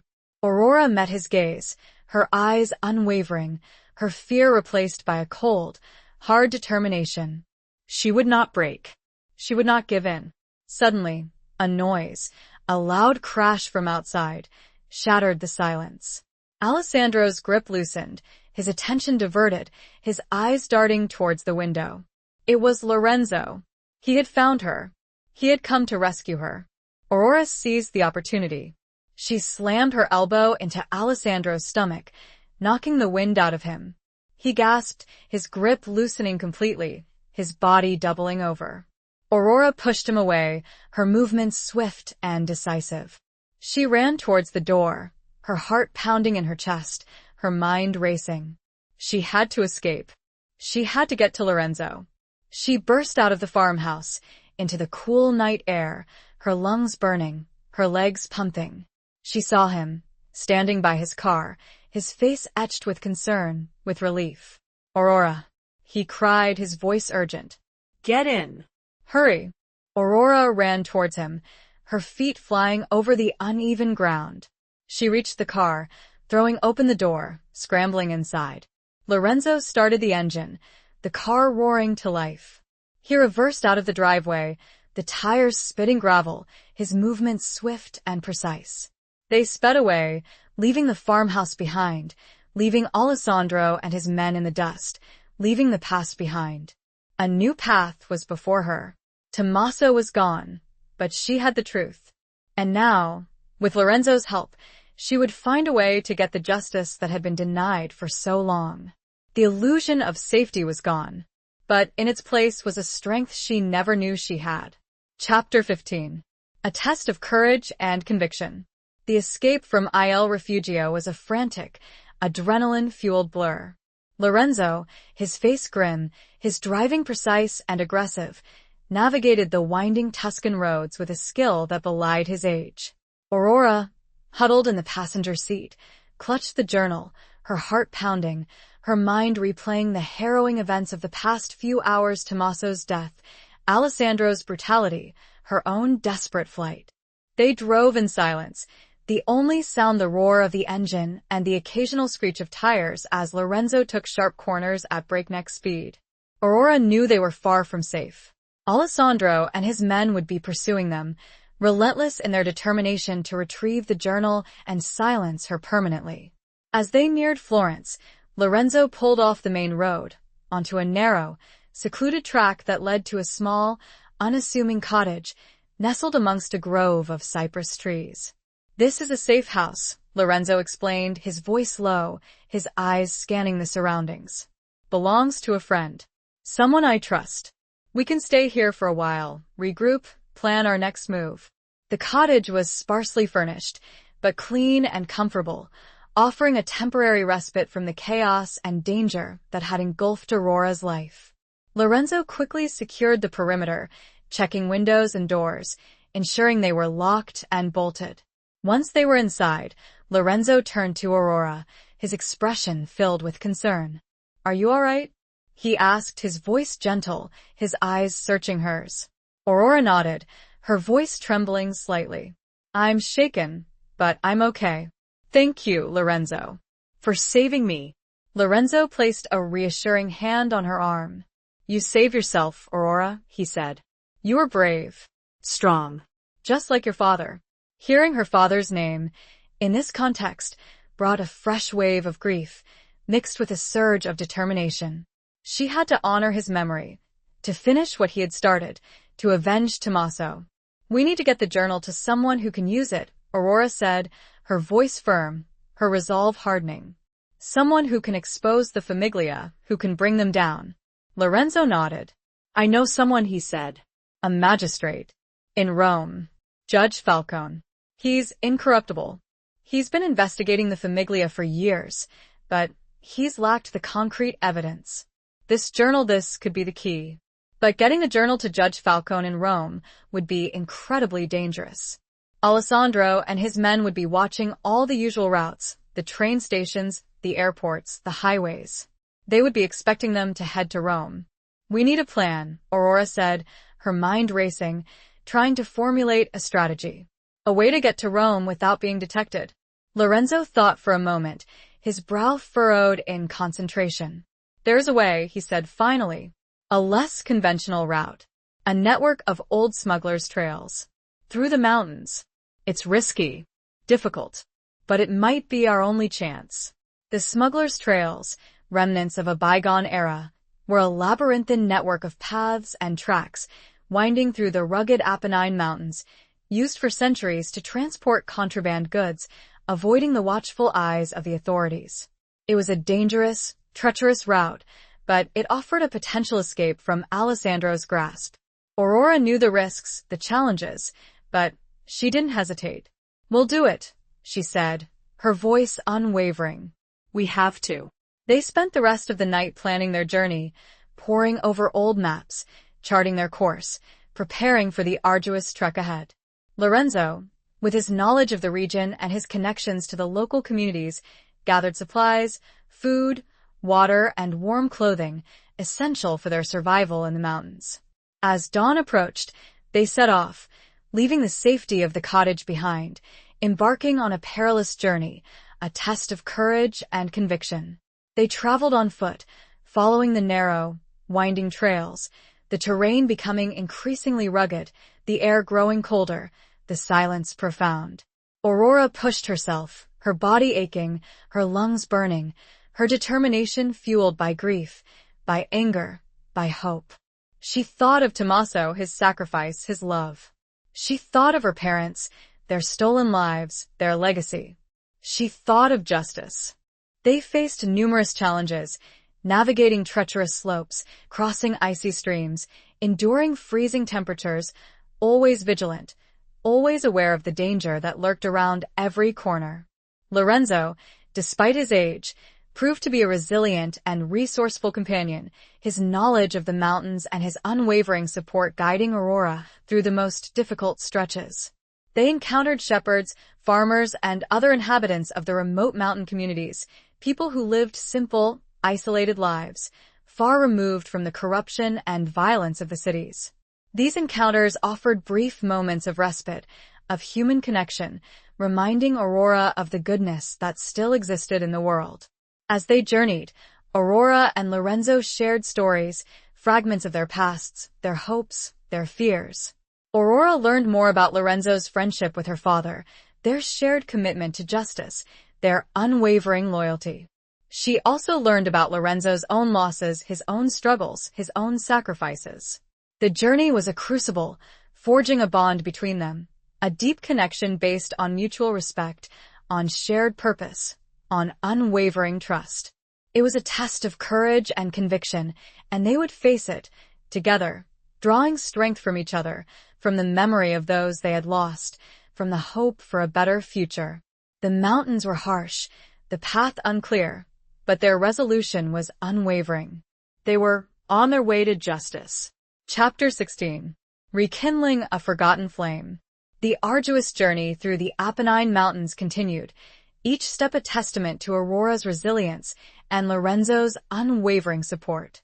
The rugged terrain, the biting wind, the constant threat of discovery all served to strengthen their bond, to forge a connection that transcended the circumstances of their perilous flight.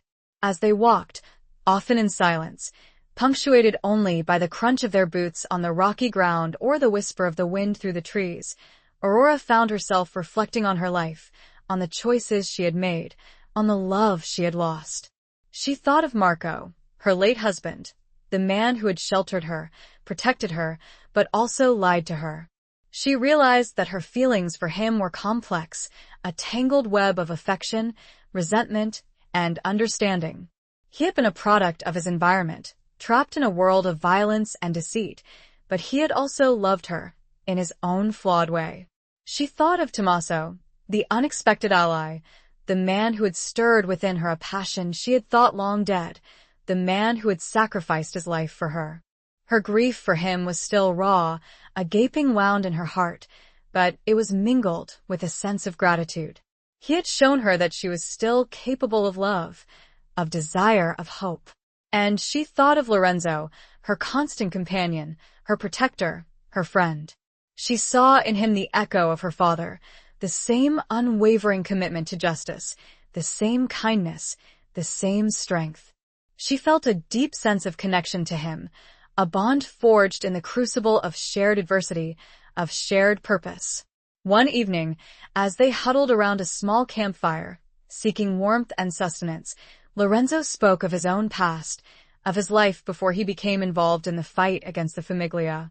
"I was married once," he said, his voice soft, his gaze fixed on the flickering flames, "to a woman named Isabella, just like your mother."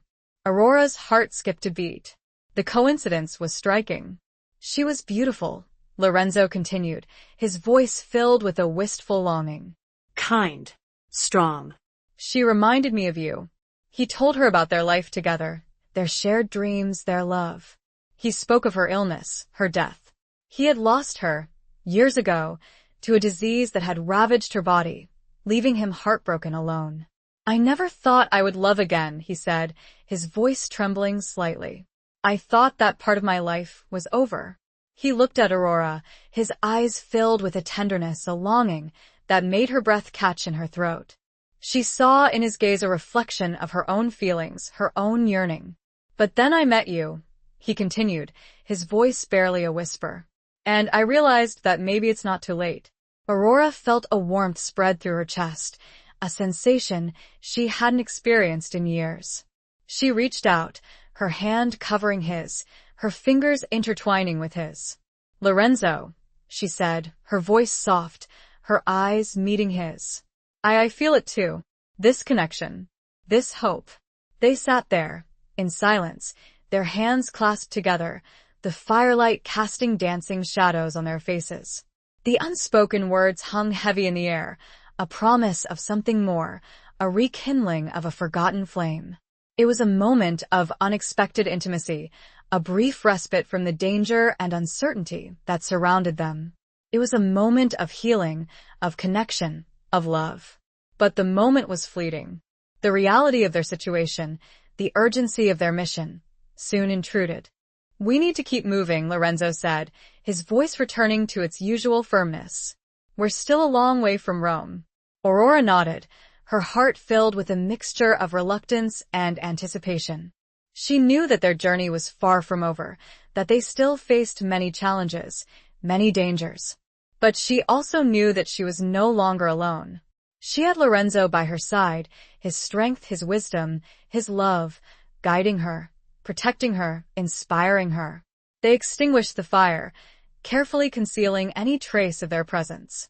They gathered their belongings, their meager supplies, their hope. They set off, once again, into the darkness, their steps firm, their resolve unwavering. They were on a mission, a quest for justice, a fight for survival. But they were also on a journey of rediscovery, of healing, of love. And that, perhaps, was the most important journey of all. The flame had been rekindled, and while it might be fragile, it was burning, bright and strong. And it would light their way. Chapter 17. The Gathering Storm. The final leg of their journey to Rome was fraught with tension. The closer they got to the city, the greater the risk of detection. Alessandro's reach was long, his network of informants extensive. Aurora and Lorenzo knew they had to be extra cautious, avoiding main roads, sticking to back alleys and secluded paths, moving primarily under the cover of darkness. They arrived in Rome under the cloak of a moonless night, the ancient city shrouded in an eerie silence, punctuated only by the distant wail of a siren or the occasional bark of a dog. The familiar landmarks, the Colosseum, the Forum, the Pantheon loomed in the shadows, silent witnesses to centuries of history, of power struggles, of secrets. Lorenzo, using his network of contacts, had arranged for a temporary safe house, a small, nondescript apartment in the Trastevere district, a labyrinthine neighborhood of narrow cobblestone streets and hidden courtyards, a place where they could blend in, disappear for a while. The apartment was sparsely furnished, but it offered a sense of security, a temporary haven from the relentless pursuit. They secured the doors and windows, drawing the curtains, creating a cocoon of privacy, a space where they could finally breathe. Their immediate priority was to contact Judge Falcone, the magistrate Lorenzo believed could be trusted with Antonio Moretti's journal. But reaching him would be a delicate operation. Falcone was under constant surveillance, his phone lines likely tapped, his movements monitored. They couldn't risk a direct approach. Lorenzo, using his contacts within the city's underground network, devised a plan. He would use a series of intermediaries, trusted individuals who could relay messages discreetly, avoiding any direct communication that could be intercepted. It was a slow, frustrating process, fraught with delays and uncertainties. Days turned into nights, the tension mounting with each passing hour. Aurora and Lorenzo spent their time reviewing the journal, meticulously analyzing the evidence, preparing for their meeting with Falcone, hoping that the meeting would actually take place. The close confinement, the shared danger, the constant uncertainty served to strengthen their bond, to deepen their intimacy. They found solace in each other's company, drawing strength from each other's presence, finding comfort in each other's touch. One evening, as they sat together, sharing a simple meal of bread and cheese, Aurora spoke of her fears, her doubts, her guilt. "I keep thinking about Tommaso," she said, her voice trembling slightly. "About his sacrifice. I feel responsible. If I hadn't trusted him, if I hadn't Lorenzo reached out, his hand covering hers, his touch warm and reassuring." "You mustn't blame yourself, Aurora," he said. "Tommaso made his own choices. He knew the risks. He believed in you. He believed in justice. But he's gone," Aurora said, her voice choked with emotion. "And I miss him. I miss his strength. I miss his presence." Lorenzo nodded, his eyes filled with understanding. "I know," he said. "I miss him too. He was a good man. Despite everything." He told her more about Tommaso, about his struggles, his internal conflicts, his growing disillusionment with the famiglia. He spoke of his courage, his compassion, his yearning for redemption. "He saw in you a chance for a new beginning," Lorenzo said. "A chance to break free from the darkness. He loved you, Aurora." In his own way. Aurora felt a tear trace a path down her cheek, a tear not of sadness, but of gratitude. She had been loved by two very different men, both flawed, both courageous. And she had loved them in return. "We have to finish this, Lorenzo," she said, her voice firm, her resolve hardening. "For Tommaso, for my parents, for ourselves."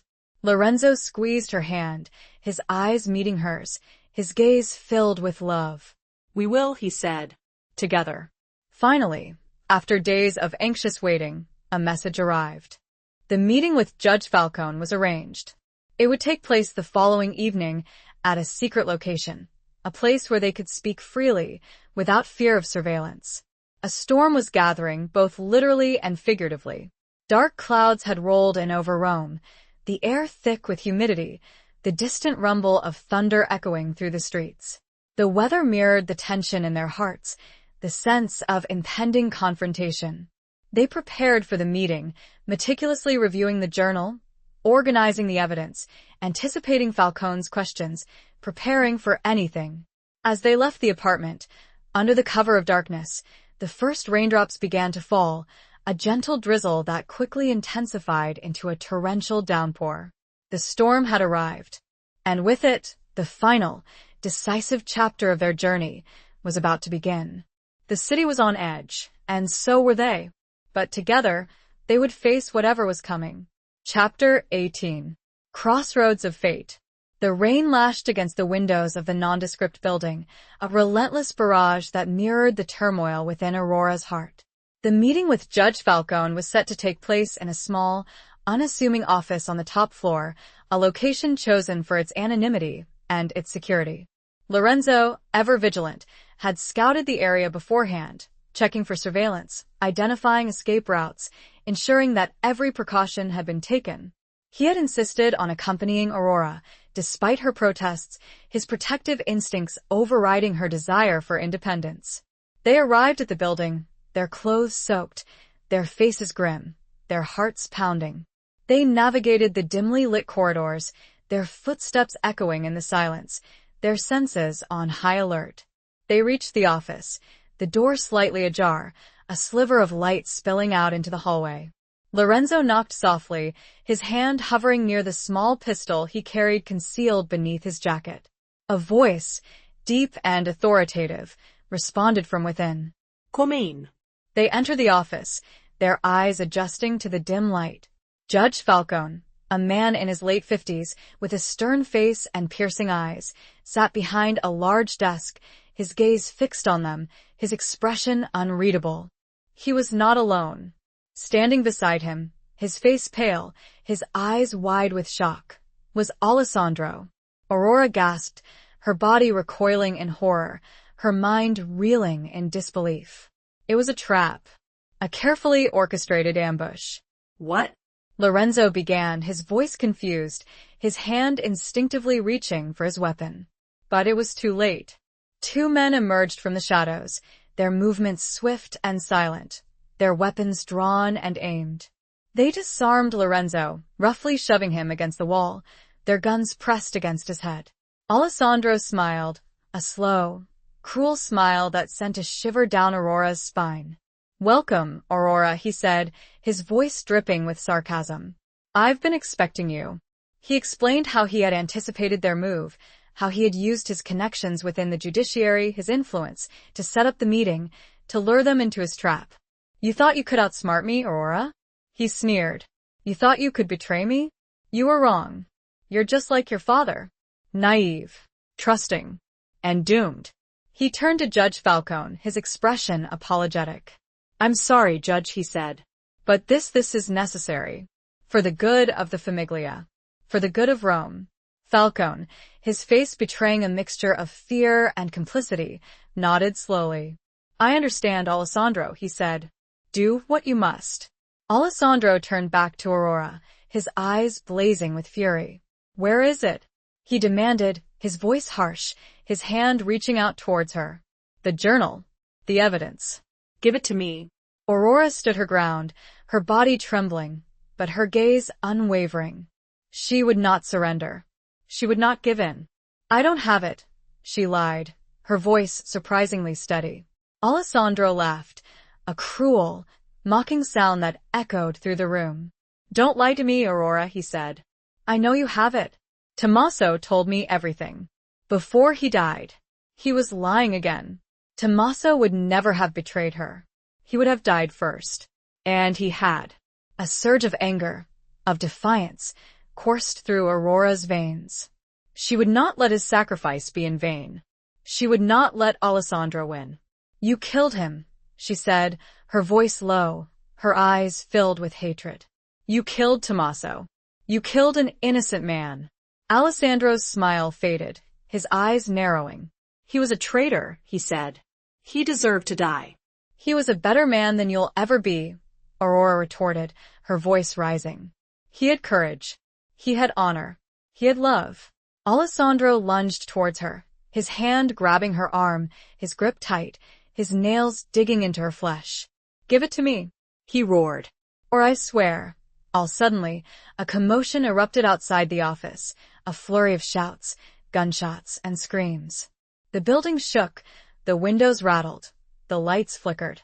It was Lorenzo's contacts, the network of allies he had assembled. They had arrived. They were attacking. Alessandro's grip loosened, his attention diverted, his eyes darting towards the door, his expression panicked. He had been caught off guard.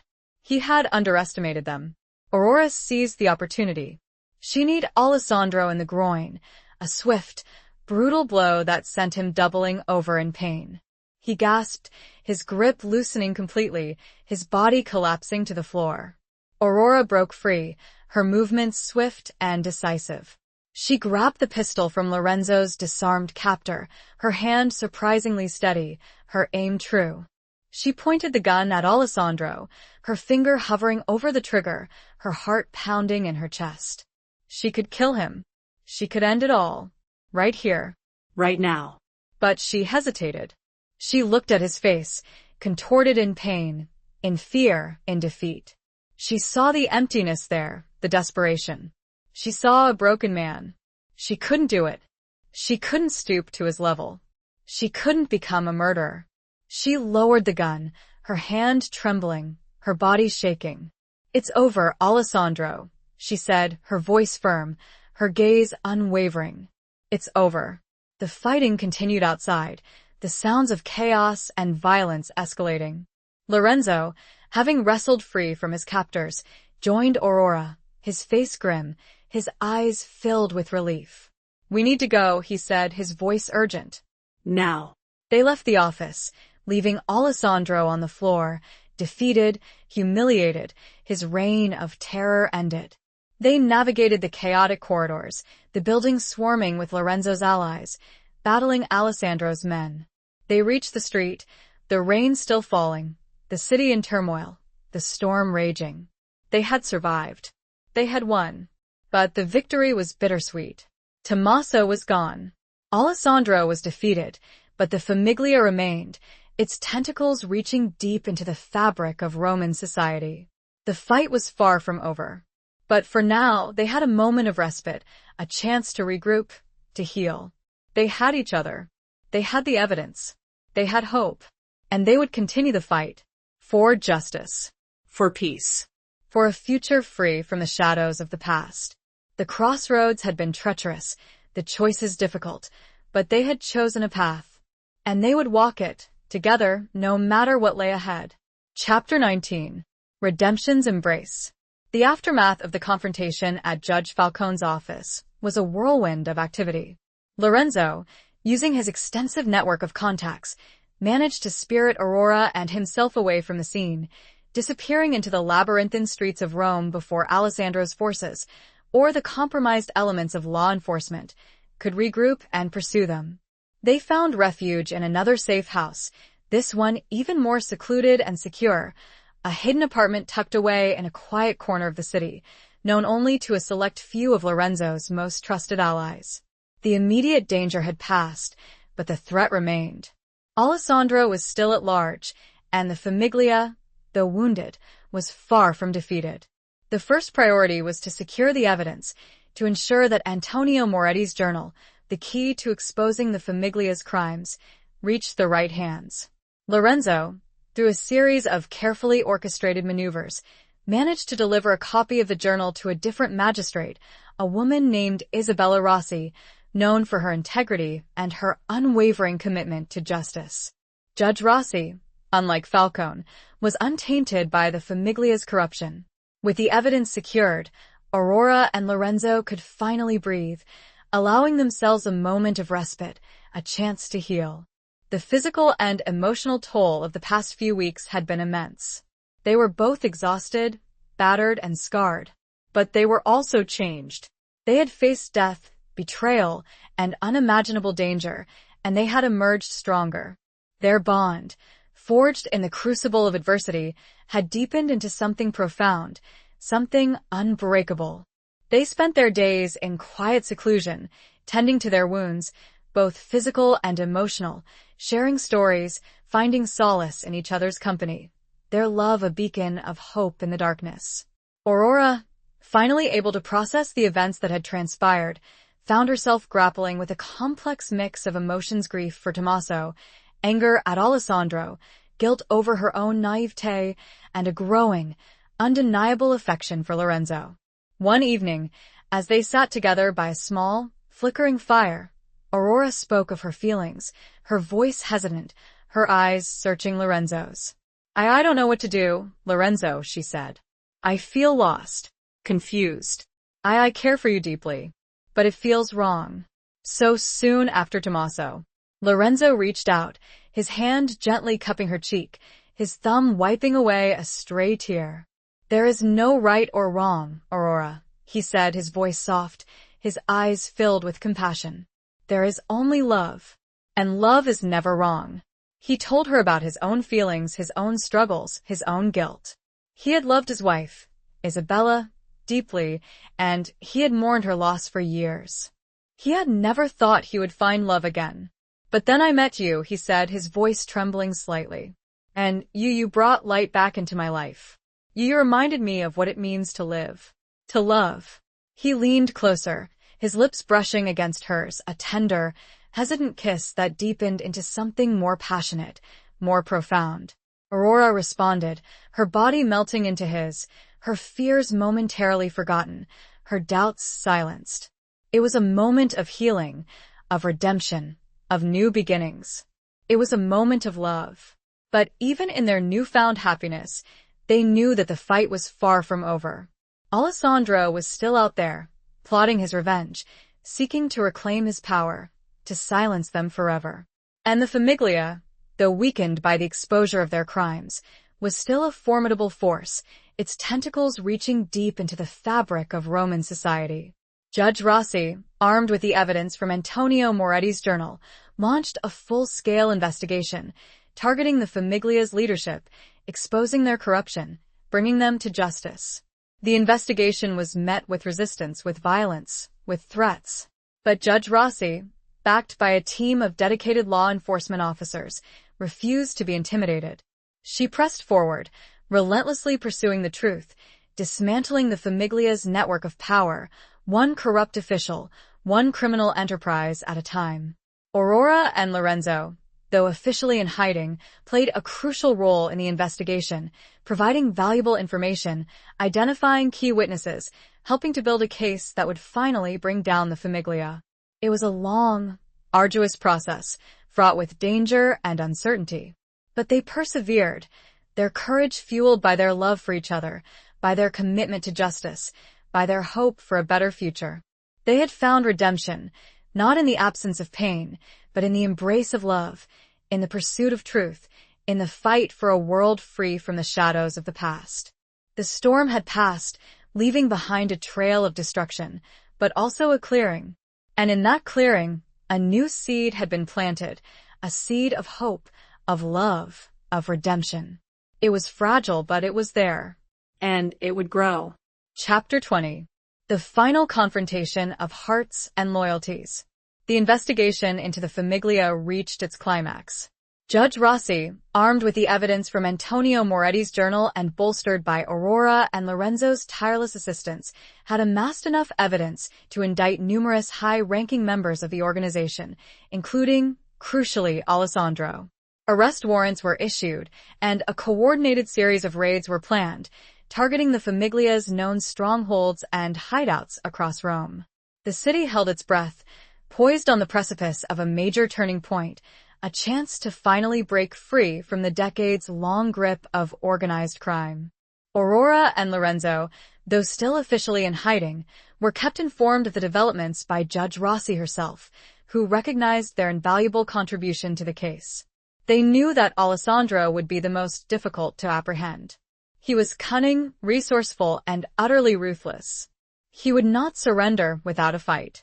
As the raids commenced, news reports flooded the airwaves, detailing the arrests, the seizures of assets, the dismantling of the Famiglia's operations. But Alessandro remained elusive. He had vanished, disappearing into the city's underbelly, his whereabouts unknown. Aurora felt a growing unease, a sense of impending confrontation. She knew Alessandro. She knew his pride, his arrogance, his desperation. He would not simply disappear. He would strike back. And she knew, with a chilling certainty, that he would come for her. She was right. Late one evening, as Aurora and Lorenzo were huddled together in their secluded apartment, reviewing the latest news reports, a sudden, violent intrusion shattered the silence. The door burst open, splintering wood and shattering glass, revealing Alessandro, his face contorted with rage, his eyes blazing with fury. He was armed, a pistol clutched in his hand, his movements erratic. "You thought you could escape me, Aurora?" he roared, his voice echoing through the apartment. "You thought you could destroy me? You were wrong."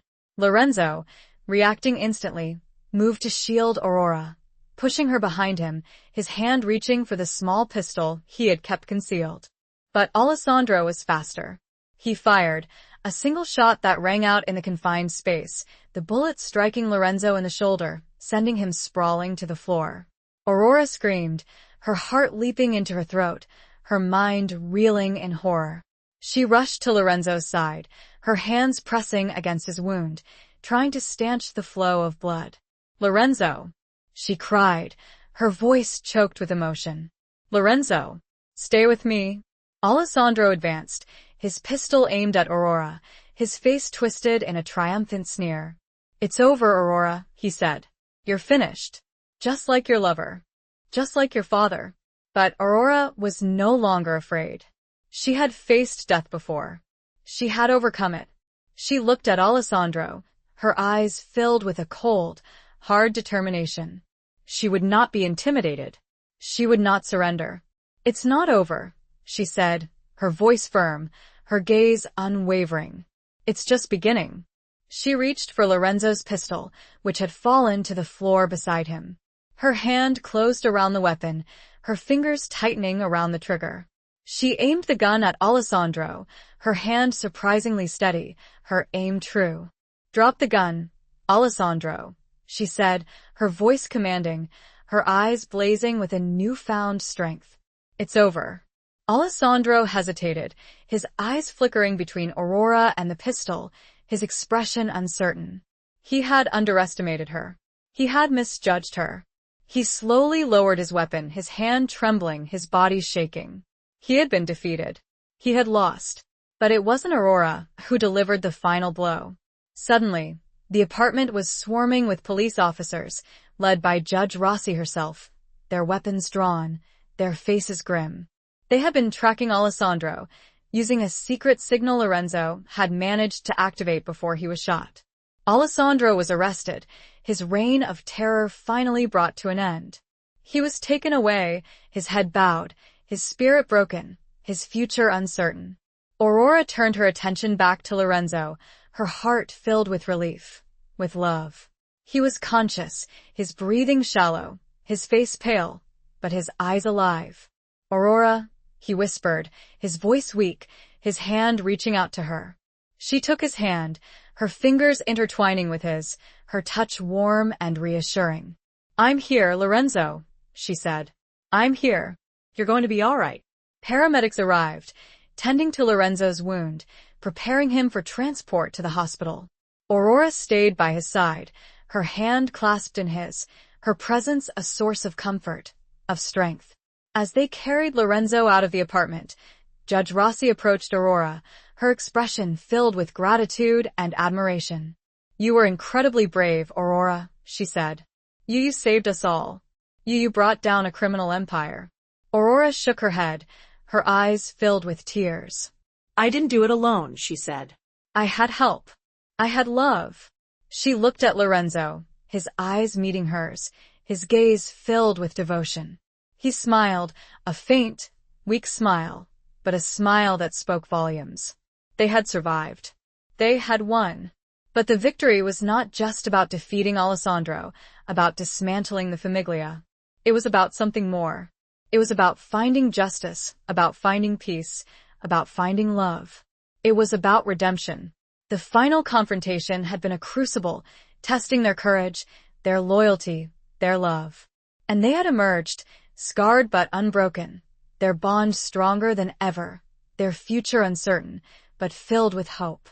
The storm had passed, the darkness had lifted, and a new dawn had broken. A dawn of justice, of peace, and of enduring love. The loyalties had been tested, the hearts had spoken, and the path ahead, while unknown, was theirs to walk together. Epilogue. The years that followed were a testament to resilience, to healing, and to the enduring power of love. Lorenzo recovered from his wound, the physical scar a constant reminder of the danger they had faced, the emotional scars fading with time, replaced by a deep sense of peace and gratitude. Aurora and Lorenzo, their bond forged in the crucible of adversity, built a life together, a life filled with quiet joy, with shared passions, with unwavering devotion. They settled in a small, picturesque village in Tuscany, far from the chaos and corruption of Rome, surrounded by the beauty of the rolling hills, the scent of olive trees, and the memories of their past. They remained connected to the world, to the fight for justice, but they chose to live a simpler life, a life focused on each other. They found solace in the everyday rhythms of rural life, tending to their garden, sharing meals with friends, enjoying the simple pleasures of companionship. Isabella, Aurora's daughter, became a frequent visitor, her initial shock and concern over her mother's secret life gradually giving way to understanding, to admiration, and to love. She saw the happiness in her mother's eyes, the peace in her heart, and she accepted it. She embraced it. The Famiglia, though significantly weakened by the arrests and prosecutions that followed Judge Rossi's investigation, never fully disappeared. The tentacles of organized crime were too deeply embedded in the fabric of Italian society to be completely eradicated. But Alessandro was serving a life sentence, his power broken, his influence extinguished. And the city of Rome, once held hostage by fear, began to breathe again, to rebuild, to hope. Aurora and Lorenzo often spoke of Tommaso, keeping his memory alive, honoring his sacrifice, acknowledging his love.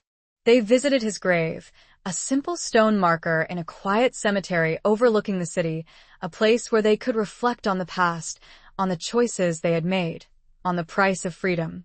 One sunny afternoon, as they sat together on the terrace of their Tuscan home, overlooking the rolling hills, Aurora turned to Lorenzo, her eyes filled with a love that had only deepened with time. "Do you ever regret it, Lorenzo?" she asked, her voice soft, her hand reaching out to his. "Regret everything? The danger? The loss? The pain?" Lorenzo smiled, a gentle, knowing smile that reached the depths of his soul. He took her hand, his fingers intertwining with hers, his touch warm and reassuring. "Never," he said, his voice firm, his gaze unwavering. "I would do it all again, Aurora. Every single moment. Because it led me to you." Aurora leaned her head against his shoulder, her heart filled with a contentment she had never thought possible. She had found peace, she had found justice, she had found love. And she knew, with a certainty that transcended all doubt, all fear, all regret, that she was home. The betrayals had been many, the price had been high, but in the end, love and loyalty had triumphed. And that, she knew, was all that truly mattered. The sun set on their lives, painting the sky with vibrant hues of orange and purple, a beautiful, peaceful ending to a tumultuous, extraordinary journey. The future was theirs, and they would live it, together, until the very end. The end.